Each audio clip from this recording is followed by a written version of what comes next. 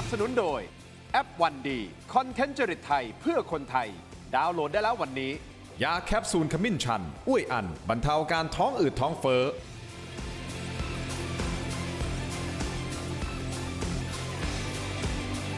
สวัสดีครับต้อนรับทุกท่านเข้าสู่รายการถกไม่เถียงนะครับวันจันทร์แบบนี้คุณผู้ชมมาติดตามสถานการณ์ระดับประเทศ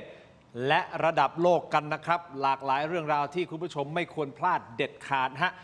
อย่างนี้ครับถ้าพูดถึงระดับประเทศแน่นอนปากท้องของเราเป็นสิ่งสำคัญเรื่องของพลังงานโดยเฉพาะน้ำมันเป็นประเด็นใหญ่มากๆที่มีโอกาสจะเขย่ารัฐบาลชุดใหม่ที่กำลังจะเกิดขึ้นในอีกไม่ช้านี้นะครับคุณผู้ชมทำไมถึงเขย่าครับถ้านับจากวันนี้เป็นต้นไปอีกประมาณสัก 2-3 สัปดาห์คุณผู้ชมครับเราก็จะเตรียมตัวเข้าสู่ช่วงเทศกาลสงกรานต์พ่อแม่พี่น้องจะต้องเดินทางกลับบ้านกลับได้จริงหรือเปล่าครับน้ำมันจะเพียงพอหรือเปล่าครับถึงแม้รัฐบาลจะยืนยันว่าน้ำมันเพียงพอแต่ผมเชื่อว่าภาพที่มันสะท้อนออกมาจากสื่อทุกสื่อคงจะบอกเรื่องราวได้ดีนะครับว่าน้ำมันหน้าปั๊มมันหมดต้องต่อคิวยาวบางคนตี 3 ตี 4บางคนถูกจำกัด500 บาทไม่เกินเป็นต้นนี่แหละครับคือวิกฤตจริง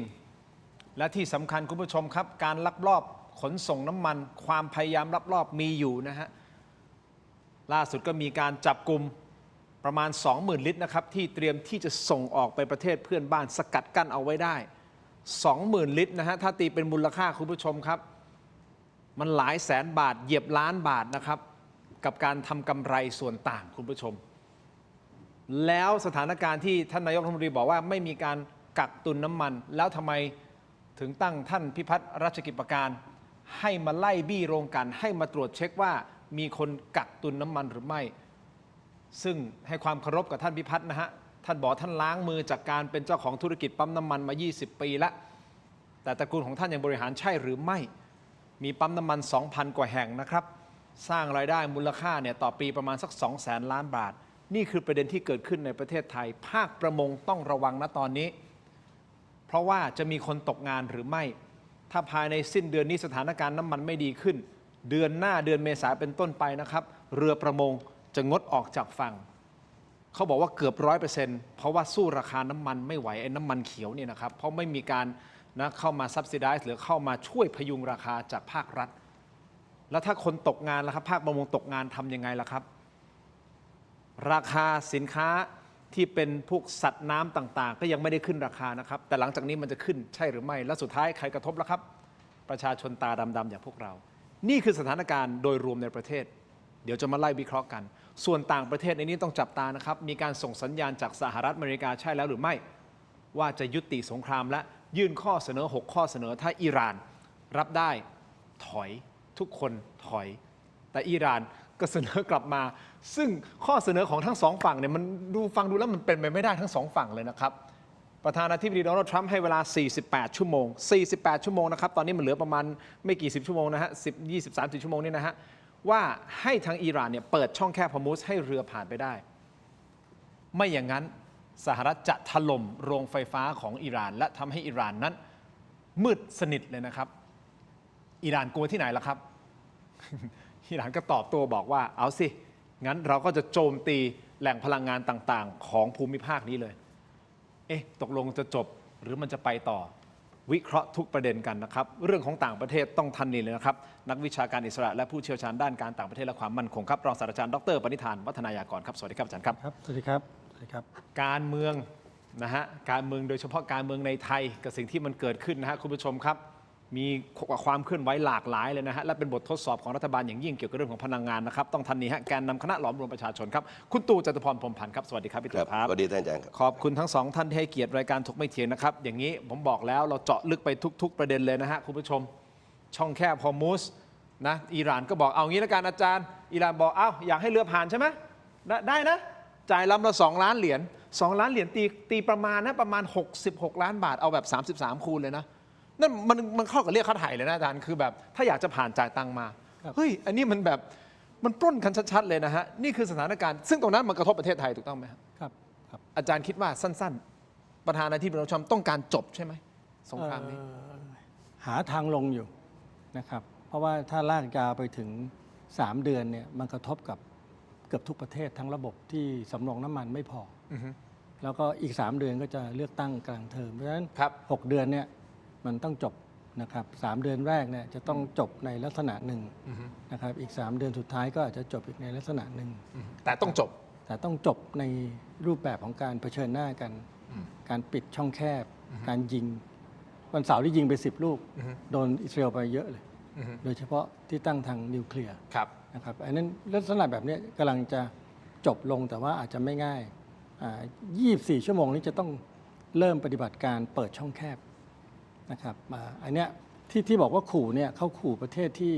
ไม่ได้เป็นมิตรนะครับรัฐมนตรีต่างประเทศเขาเพิ่งออกมาพูดว่าจริงๆเขาให้ผ่านแล้วนะครับประเทศที่เป็นมิตรเขาใช้คำว่าไม่ได้ยุ่งเกี่ยวกับสหรัฐและอิสราเอลในการโจมตีเขาผมก็คิดในใจว่าถ้าอย่างนั้นยิงเรือไทยหมายความว่าไทยยุ่งเกี่ยวหรือเปล่า ไม่รู้ นะครับอันนี้ต้องไปถามอิหร่าน แต่ว่ากลุ่มประเทศที่ไม่ได้เป็นมิตรกับเขาเนี่ยคงต้องจ่ายแต่ว่าสหรัฐไม่ยอม แล้วก็เพิ่งบอกอิสราเอลว่าขอเปลี่ยนปฏิบัติการมาเปิดช่องแคบก่อน โอเค แล้วก็มีนานาชาติใช้มติสหประชาชาติของวันที่ 11 นะครับเข้าส่งกำลังเข้ามาแล้ว แต่ว่าขอแยกออกจากปฏิบัติการของสหรัฐ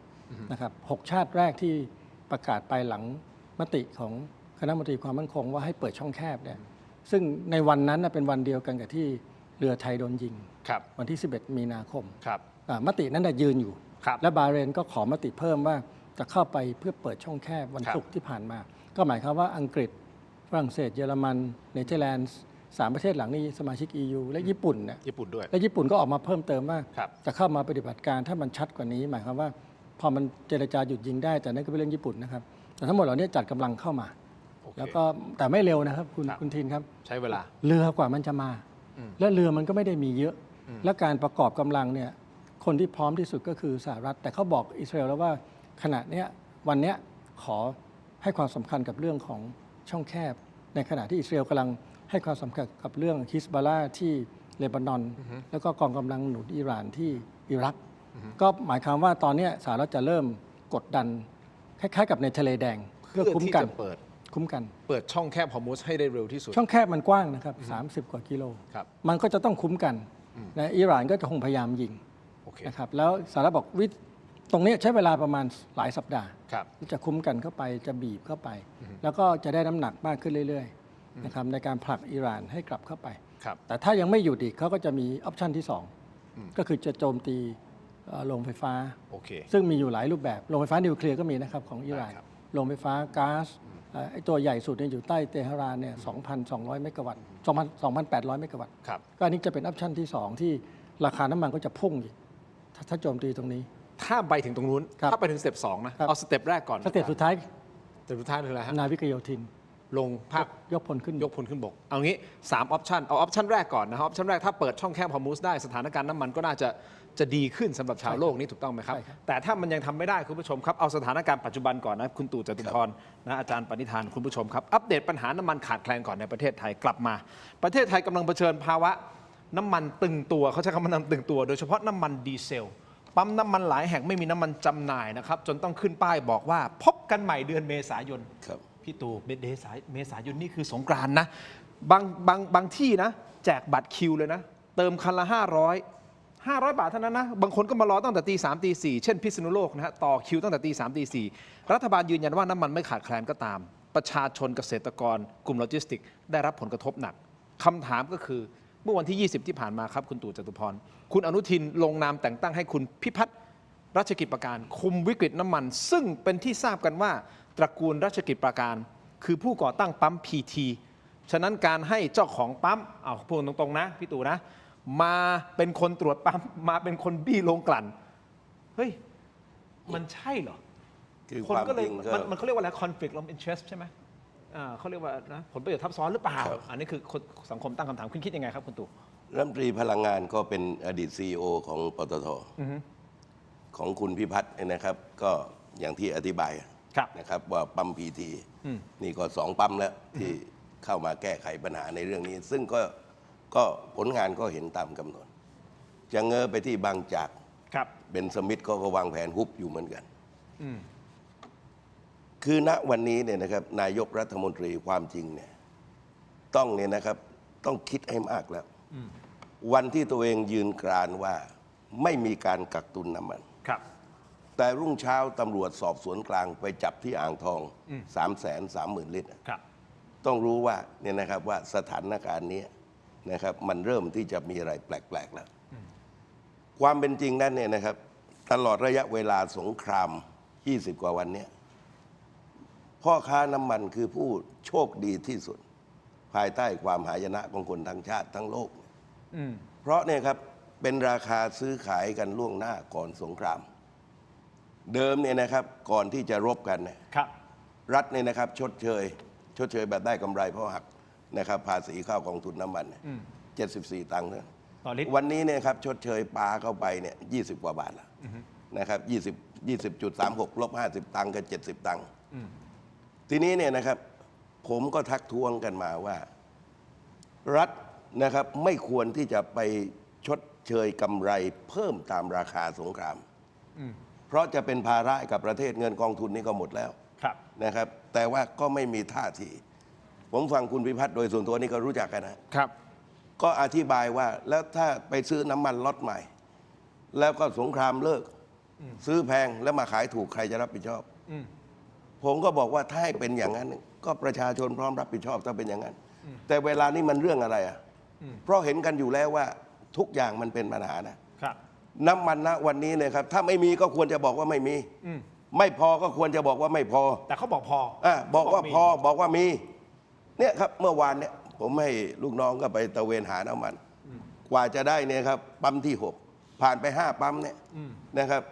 ก็เปิดร้านสะดวกซื้ออมีน้ำมันบางชนิด แต่บางชนิดก็ไม่มี ดีเซล ท้ายที่สุดไปได้ปั๊มบางจากให้เติมเนี่ยนะครับน้ำมันดีเซลเนี่ยนะครับในพิกัดได้แค่ 500 บาท แต่ถ้าเป็นพรีเมียมเท่าไหร่ก็ได้ ก็คือดีเซลที่เกรดสูงหน่อย ถูกต้อง า นะครับ คือผมมองปรากฏการณ์อย่างนี้เนี่ยน่าห่วงใยที่สุด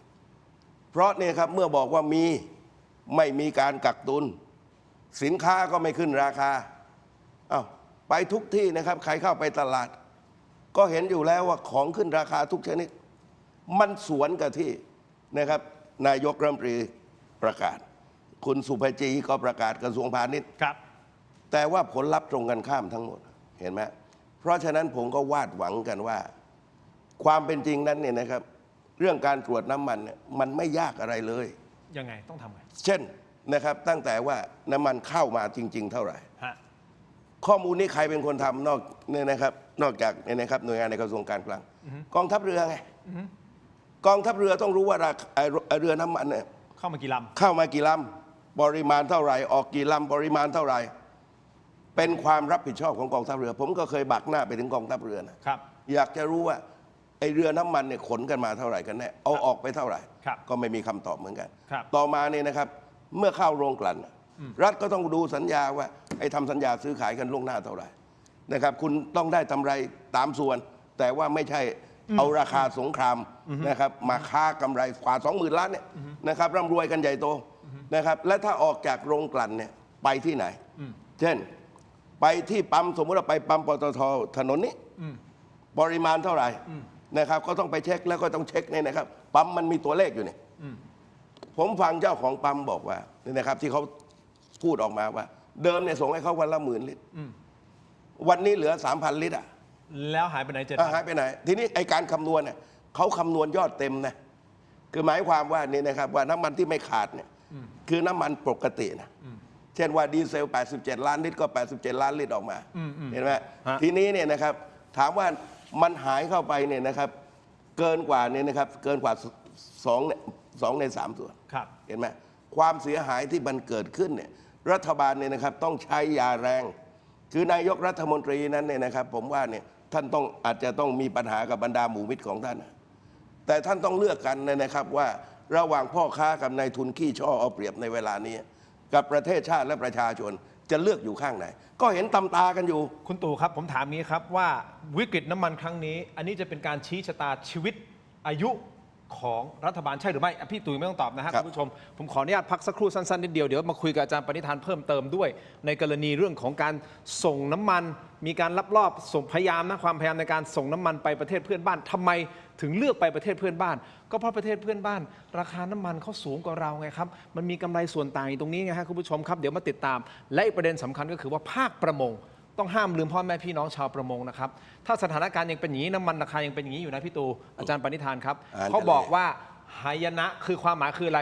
ภาคประมงเตรียมตกงานได้เกือบ 100% เลยนะครับ พักสักครู่ช่วงหน้ากลับมาติดตามครับ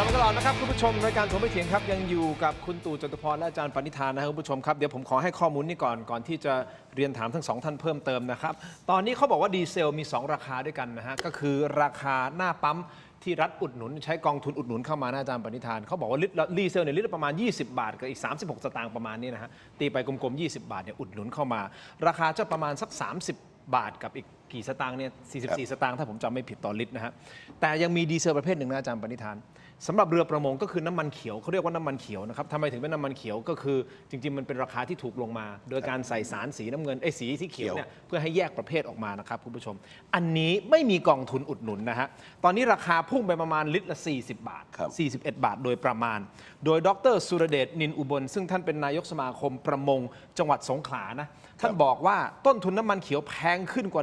100% แต่ราคาสัตว์น้ำหน้าท่ายังเท่าเดิมอยู่นะฮะหากภายในสิ้นเดือนนี้นะสิ้นเดือนมีนาคมนี้สถานการณ์ไม่ดีขึ้นเขาบอกว่าเรือประมงอาจจะต้องจอดทิ้งเกือบ 100% เนี่ยเรือประมงเนี่ยพ่อแม่พี่น้องชาวประมงเนี่ยจอดทิ้งเลยนะคือออกไปไม่ได้ไงไม่มีน้ำมันแพงไงออกไปไม่ได้ก็อยู่อย่างนี้ไงและมันจะนำไปสู่ปัญหาการเลิกจ้างงาน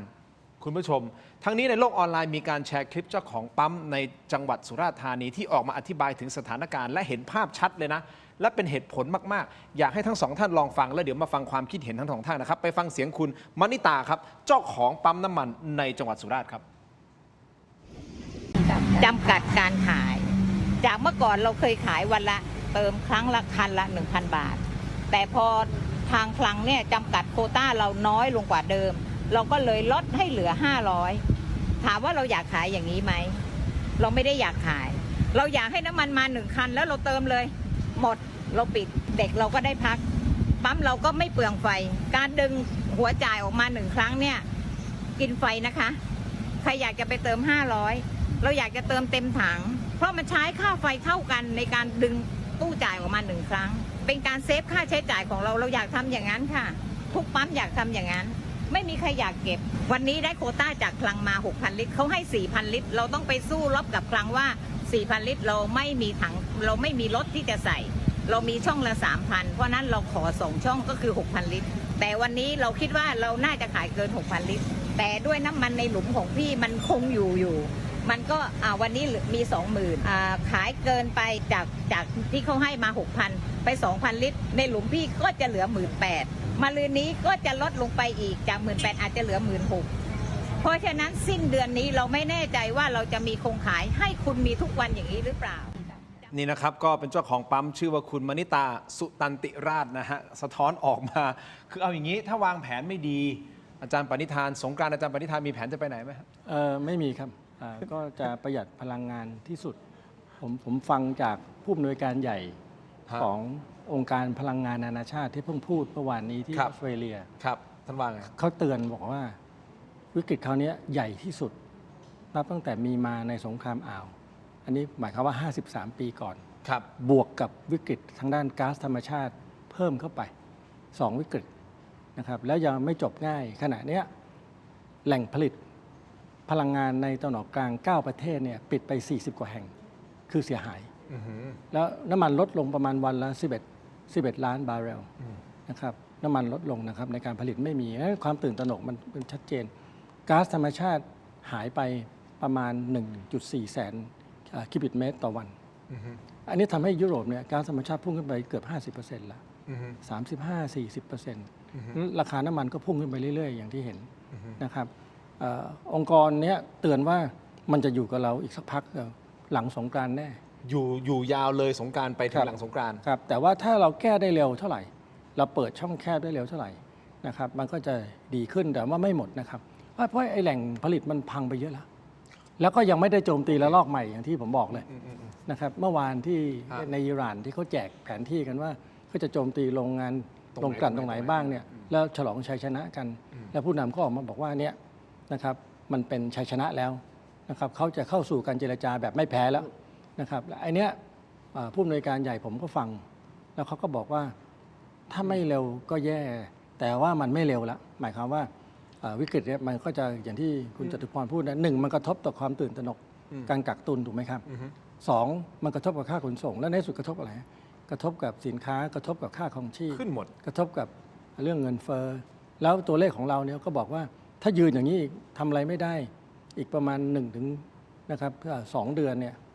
การเจริญเติบโตทางเศรษฐกิจจะเป็นศูนย์เลยนะครับไอ้นี่มันก็ยิ่งวิกฤตเพราะฉะนั้นอธิบายได้แล้วว่าทำไมอเมริกันถึงได้จัดกำลังเข้ามาเพื่อเปิดช่องแคบอย่างน้อยๆทางจิตวิทยาเนี่ย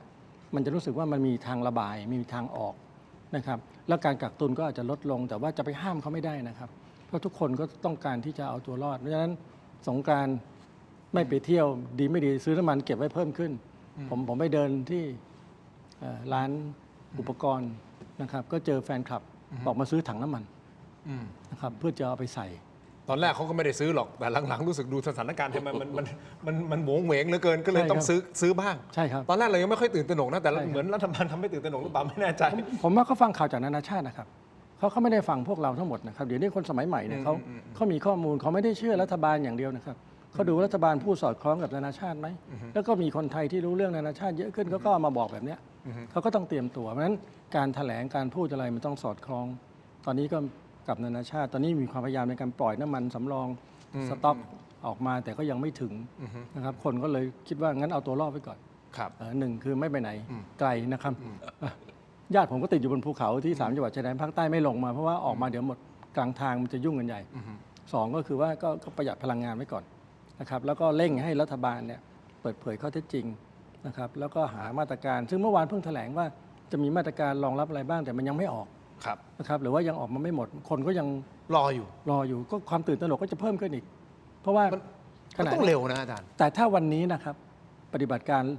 เปิดช่องแคบเริ่มเดินได้บ้าง แต่ว่าคงไม่เร็ว ผมว่าสถานการณ์ก็อาจจะพอได้ โอเค ครับ ได้ครับคุณผู้ชมครับเดี๋ยวเรื่องของประธานาธิบดีโดนัลด์ทรัมป์ทางด้านอิหร่านเนี่ยเดี๋ยวเราจะเจาะลึกเพิ่มเติมกับอาจารย์ปณิธานแต่อาจารย์ปณิธานวาดภาพให้เห็นว่าอะไรที่มันเกิดขึ้นที่ต่างประเทศ มันกระทบมาไทยแน่นอน คราวนี้ตัดภาพกลับมาที่ประเทศไทยต่อนะครับอย่างที่ผมโปรยไปนะครับว่าถ้าช่วงสงกรานต์นี้นะถ้ายังสถานการณ์ยังเป็นแบบเนี้ยสงกรานต์นี้ต้องคำนวณดีๆนะว่าเดินทางเป็นอะไรยังไงนะครับอาจจะเป็นอัมพาตได้คือไปข้างครึ่งทางแล้วไปต่อไม่ได้ หรือบางคนอาจจะตัดสินใจไม่ไปเลย เพราะว่ามันก็มีสำรวจออกมานะครับว่าสุดท้ายสงกรานต์ครั้งนี้อาจจะไม่ออกเดินทางเลย สุดท้ายครับคุณตู่จตุพรถ้าสงกรานต์มีปัญหาเกิดขึ้นหนักเนี้ยคิดว่าจะเขย่ารัฐบาลไหม คือผมเชื่อว่าที่ผมรู้จักและพอที่จะอ่านใจกันได้เนี่ยผมว่าไอ้ก่อนสงกรานต์เนี่ยจะมีปัญหา ก่อนสงกรานต์ด้วย แต่ว่าช่วงสงกรานต์เนี่ยเขาจะบริหารการจัดการไม่ให้เกิดปัญหา ก็คือหมายความว่าน้ำมันเนี่ยก็จะไปเติมปกติกันช่วงสงกรานต์เพราะว่าถ้าเขาไปเนี่ยนะครับทำให้สงกรานต์มันเกิดวิกฤตสงกรานต์ขึ้นมาเนี่ยมันเดิมพันใหญ่มาก เพราะฉะนั้นถ้าเราอ่านใจคนการเมืองเนี่ยนะครับเขาก็ต้องคิดทุกวิธีว่านะครับต้องเรียกผู้ประกอบการกันมาทั้งหมดบริหารการจัดการว่าช่วงสงกรานต์เนี่ยอย่างไรข้าวปังก็มีน้ำมันนะครับถ้าเขาคิดแบบคนการเมืองคิด แต่ผมเชื่อว่าเขาคิดอย่างนั้นแต่ว่าก่อนสงกรานต์ก็คือบัดนี้เนี่ย ตอนนี้ ต้องยอมรับความเป็นจริงว่าข้อเท็จจริงมันสวนทาง คือนายกรัฐมนตรีเนี่ยครับผมก็เชื่อว่าเขาก็นั่งนะครับนั่งทุกข์กันทั้งนั้นหน้าตาบอกบุญกันไม่รับกันทั้งนั้นนะเพราะข้อเท็จจริงนั้นเนี่ยมันไม่เป็นตามคำที่ประกาศ ยิ่งประกาศนี่นะครับว่าน้ำมันไม่ขาดนี่นะครับมีของครบประชาชนตอนแรกตกใจไปกักตุนก็ตกใจในช่วงแรก แต่ว่าพอช่วงหลังเนี่ยมันไม่ต้องตกใจมันปรากฏ ครับ เช่นว่าคนตกใจในช่วงแรกนะครับเดิมเราเนี่ยน้ำมันเหลือขีดเดียวแล้วไปเติมแล้วก็ปรากฏว่าพอมันมีวิกฤตน้ำมันก็ยังไม่ถึงขีดก็ไปเติม เติ แล้ ม ว ไว้ก่อน นั่นก็ช่วงแรก นะครับวันสองวันก็จบละแต่ว่าณขนาดนี้เนี่ยเมื่อความจริงทั้งผู้ประกอบการปั๊มน้ำมันนะครับและประชาชนต่างก็ได้สัมผัสอย่างครบถ้วน ครับ ก็คือว่าปั๊มน้ำมันก็เห็นประชาชนก็เห็นในแต่ละปั๊มว่ามันยากลำบากผมก็เลยเรียกร้องไปว่าต้องพูดความจริงกับประชาชน ครับ และไม่ใช่รับมือเฉพาะเรื่องน้ำมันอย่างเดียวนะไอ้ผลกระทบอื่นๆนะครับไฟฟ้าในเตรียมไว้ดีๆเถอะนะครับรวมกระทั่งเรื่องอาหาร เครื่องอุปโภคบริโภคเนี่ยต้องวางแผนอย่าคิดเรื่องเศรษฐกิจจะเติบโต เอาตัวให้รอดซะก่อนเพราะนี่นะครับ แม้ว่าเราเป็นประเทศที่ปลูกข้าวถ้าไม่จัดการดีๆ เราจะมีปัญหาเรื่องอาหารนะเห็นไหมประมงนี่เราเห็นแล้วนี่นะครับถ้าสิ้นเดือนนี้บอกว่าแก้ไขปัญหาไม่ได้ ยังไงก็แก้ไขไม่ได้ ใช่ นะครับเพราะว่าสงครามมันไม่มีวันจะยุติหรอกเห็นไหมอิหร่านจากรัศมีทำการ 2,000 ตอนนี้ทำให้เห็นว่า 4,000 แล้วยิงได้ถึงกรุงลอนดอนแล้วเห็นไหมแล้วก็จะเพิ่มกันไปเรื่อยๆประธานาธิบดีทำก็ลมพูบวาบอยู่ตลอด ครับ 3 วันดี 4 วันไข้ ครับ แต่ว่าผมก็มองปรากฏการณ์ว่ารัฐไทยเนี่ยนะครับแม้ว่าวันนี้จะอยู่ในระหว่างการจัดตั้งรัฐบาลเนี่ยแต่ทุกอย่างเนี่ยนะครับเหตุการณ์สถานการณ์ปัญหาเนี่ยเขารอไม่ได้แล้วและที่สำคัญการสื่อสารเนี่ยต้องสื่อสารความจริงกับประชาชนเพราะนี่นะครับถ้าสื่อสารอย่างหนึ่งและความจริงประชาชนพบอีกอย่างเนี่ยความรู้สึกคนมันก็คุกรุ่นเห็นไหมเพราะฉะนั้นใครจะต้องเป็นคนพูดแล้วใครให้ประชาชนฟังและเป็นไปตามนั้นแต่ถ้าพูดแล้วผลลัพธ์ตรงกันข้ามเนี่ยจะสื่อสารยังไง เหมือนกับผลสำรวจความคิดเห็นของประชาชนในหัวข้อคุณผู้ชมครับ คุณตู่อาจารย์ปณิธาน หัวข้อเป็นหัวข้อนี้จริงนะฮะน้ำมันขาดแคลน คุยกับแฟนก็ต้องดับไฟ นี่คือชื่อหัวข้อจริงของนิด้าโพลคุณผู้ชมครับสำรวจเพื่อสะท้อนมุมมองของประชาชนต่อวิกฤตน้ำมันณปัจจุบัน ครับ เป็นยังไงเดี๋ยวช่วงหน้าผมกลับมาขยี้ตรงนี้เพิ่มเติมนะครับคุณผู้ชมครับ เดี๋ยวเราขออนุญาตพักสักครู่สั้นๆนิดเดียวนะฮะและมีข้อมูลด้วยนะครับว่าการใช้น้ำมันความต้องการแต่ละวันมันเพิ่มขึ้นอย่างมีนัยยะสำคัญ ความหมายคือแต่ก่อนใช้อยู่ประมาณเท่านี้เฉลี่ยต่อวันใช่ไหมอาจารย์ประมาณเท่านี้นะแต่อยู่ดีๆหลังมีนาคมขึ้นมามีเกิดวิกฤตเนี่ยมันเพิ่มขึ้นหลาย10%เลยเฮ้ย ไอ้กรมสรรพสามิตเนี่ยนะครับที่ AFC ของนายกเนี่ย ฮะ เปิดข้อมูลว่าไอ้ที่ตะเวนจับบริเวณขนน้ำมันออกไปชายแดน ได้กว่า 500,000 ลิตรแล้ว พักสั การ ค ล รู่ งโทษล่ะทีเนี้ย พักสักครู่ครับช่วงหน้ากลับมาขยายเพิ่มเติมครับ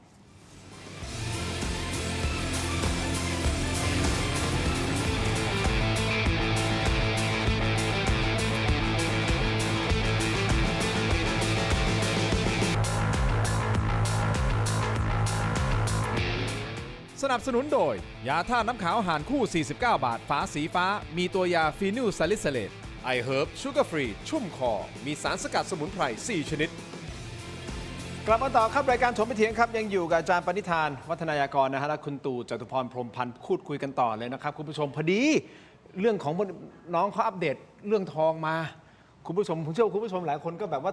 ตื่นตัวนะเรื่องของทองนะ ปรากฏว่าไอ้ทองก่อนหน้านี้มันขึ้น 80,000 บาทใช่ไหมฮะ 80,000 บาทต่อน้ำหนัก1 บาทก็คือ15 กรัมต่อกว่านี่นะตอนนี้ราคาทองเท่าไหร่ละฮะล่วงลงมาเท่าไหร่เหลือ 60,000 กว่า อาจารย์ปณิธาน วันนี้มีการเปลี่ยนแปลงไปเท่าไหร่ 90 ครั้งอะบวกลบอยู่นั่นนะ90 ครั้ง90 ครั้งในวันเดียวอะอาจารย์ปณิธาน เราเป็นที่เข้าใจกันว่าทองมันคือแบบเซฟเฮเว่นนะเป็นสินทรัพย์ปลอดภัยใช่ไหมฮะปุ๊บถ้ามีปัญหาเรื่องสงครามเนี่ยทองขึ้นเพราะอะไรเฮ้ยมันไม่แน่นอนถือทอง แต่ถ้าทองร่วงอย่างเงี้ยนั่นหมายความว่าสถานการณ์มันจะดีขึ้นหรือเปล่าอาจารย์หรือมันเป็นเพราะอะไรผมไม่ได้เชี่ยวชาญเรื่องนี้มาก คือผมก็ไม่ได้ผู้เชี่ยวชาญ อ่า เขากำลังตามอยู่นะครับ แต่มันมีความสองเรื่องนะครับ เรื่องความพยายามในการควบคุมเสถียรภาพของน้ำมันของทองนะครับแล้วก็อีกส่วนหนึ่งคือต้องถามว่าคนมีเงินเหลืออยู่เท่าไหร่ ที่จะไปซื้อขนาดนั้นนะครับ ก็เป็นอีกหนึ่งเรื่องที่ต้องดู แต่ผมเนี่ยดูตลาดต่างประเทศบ่อย แล้วผมจะได้เอามาวิเคราะห์ แล้วก็เอามาเทียบที่บอกว่าสงกรานต์ยังถือว่าสั้นนะครับ การควบคุมการประหยัดรัฐบาลกรีกประกาศ 3 เดือน คุมสินค้า คุมราคา ฮะ น้ำมันนะครับ แล้วก็เพิ่มเงินช่วยเหลือภายใน 3 เดือน ก็แสดงว่าเขาประเมินว่าวิกฤตครั้งเนี้ยจะไม่จบง่ายๆ 3 เดือนเนี่ยกระทบแน่ ผมก็เอา 3 เดือนเป็นหลัก แล้วก็เป็น 3 เดือนที่ส่วนใหญ่รัฐบาลยืนได้ตามสต็อกน้ำมันตามที่พูดอ่ะ ฮะ แล้วจริงๆ อาจจะไม่ถึงด้วยซ้ำเพราะฉะนั้นผลกระทบของมันเนี่ยจะแปรปรวนอยู่ในช่วง 3 เดือนสูงมากนะครับ และของเราเนี่ยน้ำมันจาก ช่องแคบเนี่ย70% 80%ไม่ใช่ 20 นะครับ ที่พูดตัวเลขว่า 20%นี่มันของทั่วโลก ทั่วโลก 20 แต่ของเราอ่ะ 70 จากเนี่ยไอ้20เป็น70เป็น สูง จากของ ใช่ ประ ใช่ เทศเรา แล้วผลกระทบมันจะเร็วแล้วก็รุนแรงอย่างที่เห็นนะครับ เพราะฉะนั้นถ้าจะวางแผนประหยัดวางแผนช่วยประชาชนเนี่ยรัฐบาลต้อง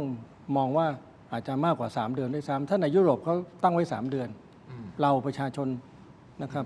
แรงอะไรนะฮะสะสมมันมีน้อยกว่า ฮะ นะครับเราตุนของไว้น้อยกว่า ฮะ เพราะฉะนั้นเราก็ยืนระยะยาวได้น้อยกว่ารัฐบาลต้องลงไปช่วย อันนั้นก็เรื่องหนึ่งนะครับ ก็เดี๋ยว สุดท้ายมันก็จะมาเรื่องหนี้เรื่องล้มละลายคือตอนแรกมันกระทบพลังงานค่าใช้จ่าย ตอนนี้กระทบค่าของชีพ สุดท้ายก็ไม่มีเงินจ่าย ระบบก็จะล่ม เราก็จะเป็นหนี้ ใช่ครับแล้ว แล้วก็ระบบ เศรษฐกิจก็จะไม่เดิน อันเนี้ยต้องรีบอัดฉีดเงิน ต้องรีบคุมราคา ต้องรีบพยายามเดินหน้า ซึ่งดูมาตรการต่างๆ แล้วยังไม่ค่อยจะแรงเท่าไหร่ ถ้าเทียบกับต่างประเทศนะครับ มันต้องมียาแรงออกมานะตอนนี้แล้วออกมาอย่างเร็วด้วยนะครับคุณผู้ชมเดี๋ยวติดตามกันต่อนะครับเรื่องของทองที่มันขึ้นลงที่ผมบอกว่า 90 ครั้งเลยจริง ๆ ในภาวะปกตินะฮะข้อมูลประมาณสักไม่เต็มที่ 1 ครั้ง 2 ครั้ง 5 ครั้งอย่างเงี้ยนะคือภาวะปกติ ครับ แต่ตอนนี้มันไม่ปกติไงคุณผู้ชมครับก็เลยนำมาเล่าสู่กันฟัง คราวนี้ตัดภาพกลับมานิดหนึ่งนะครับอย่างที่ผมบอกไปนะฮะว่ามีผลสำรวจความคิดเห็นของประชาชนในหัวข้อน้ำมันขาดแคลนคุยกับแฟนก็ต้องดับไฟ เป็นชื่อเพลงใช่ไหมครับ ครับ เป็นชื่อเพลงใช่ไห เพ ม ลงน้ำมันแพง เพลงน้ำมันแพง อันนี้ใช่ไหม ครับ นี่นะหัวข้อนี้นะครับคุณผู้ชมเป็นการสำรวจเพื่อสะท้อนมุมมองของประชาชนต่อวิกฤต น้ำมันที่กำลังเกิดขึ้นในประเทศณตอนนี้ การสำรวจดังกล่าวจัดขึ้นนะฮะระหว่างวันที่ 17 และ 18 มีนาคม โดยพบว่าคนไทยตื่นตระหนกของจริงครับ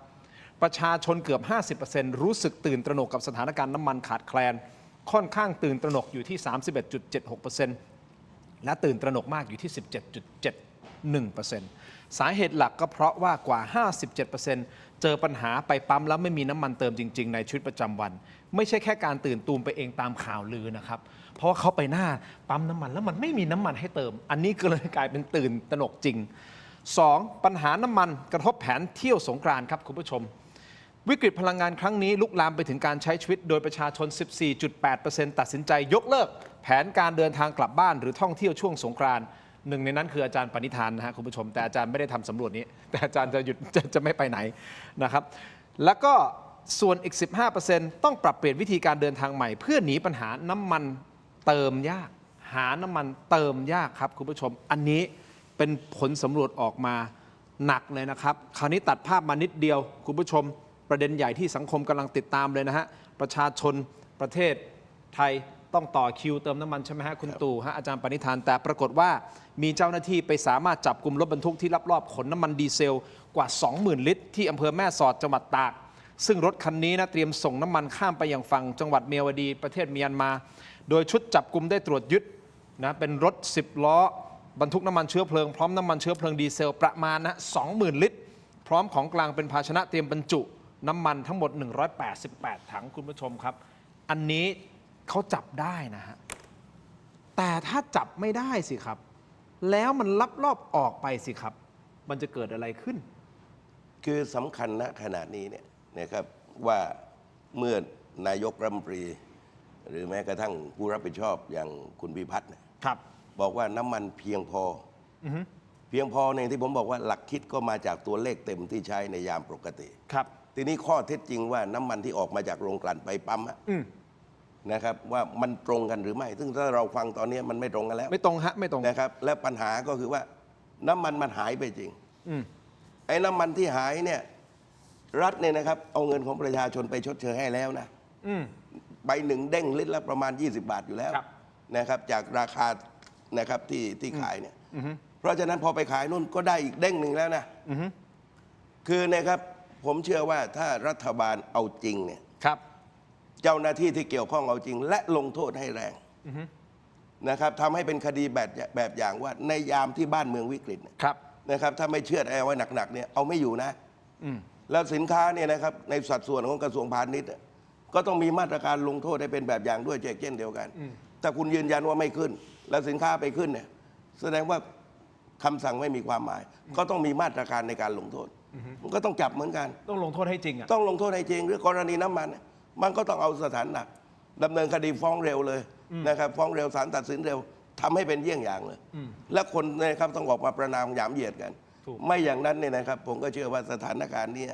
ความเป็นจริงเนี่ยเอาอยู่ยากมากผมว่าไม่เกินเดือนพฤษภาหรอกรัฐบาลต้องประกาศใช้พรกฉุกเฉิน อุ้ย อาจจะต้องถึงขั้นก็มันเอาอยู่ได้ไงนี่ขนาดนี้นะสิ้นเดือนนี้จะขนาดไหน คุณผู้ชมเพิ่มเติมนิดนึงนะคุณตู่จตุพรบอกว่าไปดูในเพจ FC อนุทินนะครับเขียนอย่างนี้เลยนะบอกว่ากรมสรรพสามิตเผยผลจับต่อเนื่อง 55 คดี เกี่ยวกับคดีน้ำมันยึดของกลางกว่า 500,000 ลิตร เข้มรอบขนไปชายแดนคุณผู้ชม อาจารย์ปณิธาน อันนี้คือ FC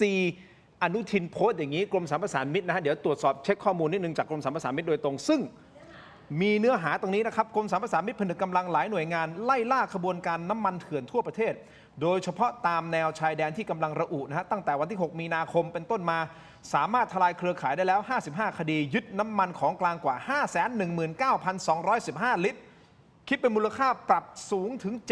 7,600,000 บาทนะฮะคุณผู้ชมเอาอย่างนี้ผมยกตัวอย่างเอากรณีนี้นะอาจารย์ปณิธานไอ้ที่เพิ่งจับได้เมื่อเนี่ยที่เมลดีกำลังจะไปเมลดี 20,000 ลิตรผมอธิบายอย่างนี้นะฮะถ้า 20,000 ลิตรนี่สมมติมันออกไปได้ที่เมลดีทำไมถึงต้องไปเมียนมาเพราะราคาน้ำมันเมียนมาต่อลิตรนะฮะวิ่งอยู่ประมาณ49 บาท50 บาทต่อลิตรนะฮะตอนตีไป50 บาทแล้วกันจะได้อธิบายง่ายๆ50 บาทต่อลิตรน้ำมันดีเซล50 บาทต่อลิตรตอนเนี้ยที่เมืองไทยคือหน้าปั๊มเท่าไหร่30สมมติ30 บาทแล้วกันถ้าก่อนมีส่วนต่าง20เขาเอา 20,000 ลิตรเนี่ยไปขายเมียนมาเขาได้ส่วนต่างตัวนี้แล้วนะกำไรเนี่ย20,000 คูณ 20 คือ 400,000 บาทนะแล้วนอกจากนั้นมีกองทุนอีกที่มาสนับสนุนอีกนะประเทศไทยก็จ่ายให้กับเนี่ยนะครับให้กับพ่อค้าน้ำมันไป 20 บาทแล้วก็เท่ากับอีก 400,000 บาทถูกต้อง800,000เท่ากับว่าคันนี้ถ้าออกไปเนี่ยมูลค่าความเสียมันคือ 800,000 บาทนี่คือคิดแบบง่ายๆนะนี่มันถึงเป็นเรื่องใหญ่ไงอาจารย์ปณิธานก็ใหญ่มากนะครับแล้วก็ไม่ใช่เรื่องใหม่แต่เป็นเรื่องใหญ่ไม่ใช่เรื่องใหม่ด้วยเพลงของคุณสวงสันติเนี่ยน้ำมันแพงคุยกับแฟนก็ต้องดับไฟนะมันเกิดขึ้นจากสงครามอ่าวเมื่อ50 ปีก่อนนานมากเลยปี2017 2022แล้วก็มีหลายเวอร์ชันนะครับคุณดอนสอนระเบียบก็มาร้องคุณไวยพจน์แสงสุพรรณก็มาร้องข้อมูลเพลงอาจารย์ปณิธานขออนุญาตคุณผู้ชมไปที่ออนไลน์ต่อด้วยอยากจะพูดคุยเพิ่มเติมนะฮะรวมถึงประธานาธิบดีโดนัลด์ทรัมป์ที่บอกว่า48 ชั่วโมง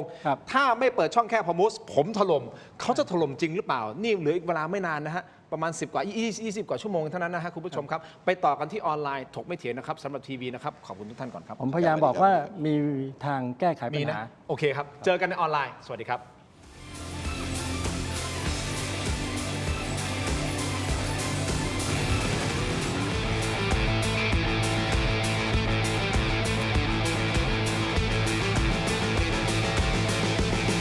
อยากมีบ้านนึกถึงแอปบ้านบายแจม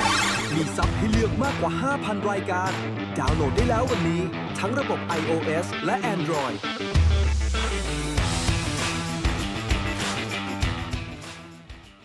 กลับเข้ามาถกไม่เถียงในช่วงของออนไลน์คุณผู้ชมครับยังอยู่กับ2ท่านอย่างต่อเนื่องที่พูดคุยกันสถานการณ์นะทั้งการเมืองในไทยการเมืองในต่างประเทศนะฮะเพราะมันมีผลกับการเป็นอยู่ของเราจริงๆกับสถานการณ์ตะวันออกกลางนะครับท่านแรกแน่นอนครับเป็นนักวิชาการอิสระและผู้เชี่ยวชาญด้านการต่างประเทศและความมั่นคงนะครับรองศาสตราจารย์ดร.ปณิธานวัฒนายากรอีกท่านหนึ่งนะครับแกนนำคณะหลอมรวมประชาชนนะฮะคุณตู่จตุพรพรหมพันธ์นะฮะที่คร่ำวอร์ดในวงการการเมืองนะครับ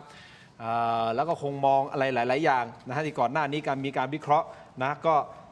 ผมจะใช้คำว่าถูก 100% มันก็ดูอวยเกินไปนะพี่ตู่บางอย่างมันก็ผิดคาดบ้างเหมือนกันนะครับแต่ไม่เป็นไรเรามาวิเคราะห์กันแน่นอนถ้าเป็นความคิดเห็นนะของแต่ละท่านเพื่อที่จะดูว่าให้คุณผู้ชมได้มีข้อมูลให้มากที่สุดนะครับคุณผู้ชมเพื่อที่จะประกอบการตัดสินใจประเด็นแรกก่อนเอาแค่ประเทศไทยก่อนตอนนี้การเป็นอยู่ของเราคุณผู้ชมเป็นยังไงบ้างส่งข้อความกันเข้ามาอยากรู้เหลือเกินว่าช่วงสงกรานต์นี้คุณผู้ชมมีการเปลี่ยนแผนเดินทางไปกลับต่างจังหวัดหรือไม่อย่างไรนะส่งข้อความกันเข้ามานะครับอยากรู้เหลือเกินนะฮะคุณผู้ชมครับแต่ที่แน่นอนที่วงกลมคุยอยู่ก็คือเรื่องของการลักลอบขนน้ำมันออกไปประเทศเพื่อนบ้านซึ่งทางด้านของกรมสรรพสามิตก็มีการแถลงข้อมูลนะครับว่ามีการจับกุมทั้งหมด55 คดีนี่คือจับได้นะฮะที่จับได้นะ55 คดีรวมทั้งหมด 519,000 กว่าลิตรตีไป 520,000 ลิตรโดยประมาณนะ55 คดีรวมๆกันแล้วนะครับและอย่างเมื่อวานนี้นะฮะที่แม่สอดก็จับได้ประมาณ 20,000 ลิตรนั่นหมายความว่าขบวนการในการลักลอบขนน้ำมันขายประเทศเพื่อนบ้านมีแน่นอนถูกต้องไหมครับแล้วทำไมถึงต้องไปประเทศเพื่อนบ้านล่ะครับเพราะน้ำมันในราคาประเทศเพื่อนบ้านมันแพงกว่าประเทศไทยไงครับลิตรละอย่างเมียนมาหรือพม่าเนี่ย ลิตรละ50 บาทดีเซล แล้วคุณคิดดูสิสมมติใช่ไหมเขาซื้อลิตรละ30 บาท ไปขายลิตรละ50 บาทเขาได้กำไร20 บาทในนั้น และใน30 บาทเนี่ยมันคือเงินของพวกเราที่เราจ่ายกันไปเพราะกองทุนมาอุ้มอีก20 บาทในนี้นะเท่ากับว่ารถคันหนึ่ง20,000 ลิตรออกไปนี่คือ800,000 บาทนะเว้ย มันเอากันอย่างนี้เลยอ่ะแล้วตกลงมันมีใครกักตุนไหมอ่ะอาจารย์ปณิธาน มันดูทรงมันน่าจะมันมีอยู่แล้วเนาะ คือ แล้วดำเนินการอย่างที่คุณตู่บอกได้ไหมจับแล้วก็ลงโทษให้เป็นตัวอย่างให้เป็นแบบให้ชัดเจนไปเลยอะ คือที่ได้พูดก่อนหน้านี้ว่ามันไม่ใช่เรื่องใหม่ แต่เป็นเรื่องใหญ่ 50 ปีก่อนก็มีแล้วถึงได้มีเพลงไง ฮะฮะ แล้วก็เราเรียนรู้ประสบการณ์พวกนี้มา ฮะ หลายครั้งนะครับ แล้วก็อันนี้ก็ให้กำลังใจกันก็จริง แต่ว่าจะต้องมองว่าเราแก้สถานการณ์ช้าไปนะครับ เราไม่ได้ประกาศควบคุมสถานการณ์ตั้งแต่แรกปลายเดือนกุมภาพันธ์เนี่ยทุกคนสรุปหมดแล้ว ผมยังมาออกรายการกับคุณทินก่อนหน้านั้นอีกว่าสงครามมันแนวโน้มจะเกิดสูง ใช่ น่าจะเกิด อจรย์คยพูดหลายเดือน วันที่ 22 กุมภาเนี่ยผมโพสต์อีกครั้งหนึ่งว่าเกิดแน่หลายประเทศเขาเตรียมตัวเลย คราวนี้หนักกว่าเก่าเพราะว่าโรงงานมันปิดไปเยอะมากในการผลิตพังไป 9 ประเทศก๊าซก็ไม่มีการใช้น้ำมันคนก็ตื่นตระหนกมากเพราะจากโซเชียลมีเดียไม่เหมือน 50 ปีก่อน แล้วเพื่อนบ้านเนี่ยก็ไม่ได้เตรียมตัว เพราะฉะนั้นเขาก็ต้องดูดน้ำมันจากเราไปให้ได้มากที่สุดนะครับนอกนั้นเขาก็อาจจะเอามาทางทะเลเขาก็อาจจะบินเข้ามาแต่ว่าของเราทางบกเนี่ยมันไม่ยาก เพราะฉะนั้นถ้าเราไม่ซีลชายแดนเลยเนี่ยเราก็จะเจอสภาวะแบบนี้นะครับแล้ววันนี้ก็ชัดเจนแล้วว่านานาชาติตอนนี้เข้าชื่อกันแล้ว22 ประเทศมีเกาหลีใต้ด้วยมีญี่ปุ่นด้วยจากเอเชียยังไม่มีอาเซียนนะครับมียุโรป ไทยเหมือนมีไหมครับผมเห็นข่าวเหมือนไทยเตรียมพร้อมที่จะเข้าไปร่วมอะไรบางอย่าง ยังไม่ได้ประกาศลงชื่อ โอเค ที่ให้เปิดช่องแคบเนี่ย22 ประเทศ รวมทั้งสหรัฐ ครับ ก็จะเริ่มปฏิบัติการวันนี้ ครับ แต่ไทยก็อาจจะไปร่วมด้วยในระยะต่อไป ถ้าเปิดได้มันก็จะคลายตัวในระดับหนึ่งแต่ไม่หมดนะครับ ที่ยังขาดแคลนก็ยังต่อเนื่องไป 2-3 เดือน อันนี้ก็เป็นสภาวะที่ต้องเตรียมไว้ให้ดี แต่รัสเซียส้มหล่น มากอินเดีย เราคุยกับรัสเซียอยู่ เราได้จากรัสเซียไหมครับน้ำมัน ยังไม่เห็นข้อตกลงที่เป็นทางการ แล้วเขาก็บอกว่าน้ำมันรัสเซียมันระบบมันคนละระบบกับเรา โอเค นะครับแต่ว่าก็เป็นทางเลือกหนึ่งรัสเซียนี่จริง ๆเป็นมิตรประเทศเรานะครับ ใช่ครับใช่ครับใช่ครับคุณผู้ชมครับด้วยความเคารพแล้วก็เพื่อความเป็นธรรมอาจารย์ปณิธานคืออาจารย์ปณิธานเคยมารายการของเรารู้สึกจะปีที่แล้วมั้งครั้งหนึ่งอ่ะแล้วอาจารย์เดินออกมาผมเดินไปส่งอาจารย์นะพี่ตู่นี่สิ่งที่อาจารย์พูดกับผมจริงนะเขาบอกคุณทินรอดูนะ ข้างหน้าเนี่ยจะมีสงคราม คือตอนนั้นเราคุยกันอยู่ ผมจำได้เลยอาจารย์ในช่วงทั้งอะไรนะกัมพูชาช่วงอะไรมาแล้วอาจารย์เหมือนกระซิบผมตอนที่ผมไปส่งที่รถนะอาจารย์บอกผมเลยว่าให้ดูระวังผมบอกเฮ้ยมันเป็นไปได้เหรอสงครามที่มันไม่ใช่แค่เฉพาะไทยกัมพูชา แต่สงครามจากประเทศใหญ่ๆอะ ครับ ผมจำได้ผมจำได้ประเด็นนี้แต่เราก็ลืมไป ครับ แล้วพอครั้งนี้มันเกิดขึ้นอย่างที่อาจารย์วันที่คุยกับผมก็เซอร์ไพรส์เหมือนกันนะข้อ ผ ที่ห ม นึ่ง ก็เห็นใจคุณทินเพราะว่า ฮะ ต้องเปลี่ยนแปลงการทำงานนิดหน่อย นะครับ ก็พยายามเตือนอยู่ ผมก็โพสต์ลงใน Facebook ผม นะครับ แต่ก็เข้าใจคุณทินว่าก็มีวิกฤตของตัวเอง ครับ นะครับ หลายวิกฤตฮะชีวิตนี้นะ ครั ฮะ บ คุณผู้ชมครับอ่ะมาต่อนิดเดียวสั้นๆ ข้อมูลเพิ่มเติมนิดหนึ่งนะครับนี่คือเป็นข้อมูลจากหน่วยงานพลังงานเลยนะครับคุณผู้ชมครับ คือต้นมีนาคมนะฮะก่อนที่มันจะลุกลามบานปลายนะคุณตู่อาจารย์ปณิธานครับเขาบอกว่าดีเซลนะขึ้นมาครับจากกุมภาพันธ์เนี่ยการใช้ทั้งประเทศของเราเนี่ยจาก70 ล้านกว่าลิตรเนี่ยขึ้นมาอยู่ที่ประมาณ118 ล้านลิตร นี่คือดีเซลนะฮะแล้วพอเบนซินนะฮะคุณผู้ชมครับจากประมาณ34 ล้านลิตรต่อวันขึ้นไปที่52 ล้านลิตร คือรวมๆกันแล้วน้ำมันการบริโภคน้ำมันนะครับจากภาวะปกติก่อนที่จะมีไอ้สงครามนี่นะครับอยู่ที่ประมาณสัก106 ล้านลิตรต่อวันกลับกลายเป็นว่าขึ้นมาเป็น171 ล้านลิตร ซึ่งนายกรัฐมนตรีก่อนหน้านี้พยายามจะบอกว่าประชาชนตื่นตูมตกใจเลยไปเติมเยอะขึ้นเลยไปกักตุนเลยไปอะไรมากขึ้นคำถามก็คือว่าจาก106 ล้านลิตรต่อวันขึ้นมา171 ล้านลิตรต่อวัน มันขึ้นมาประมาณ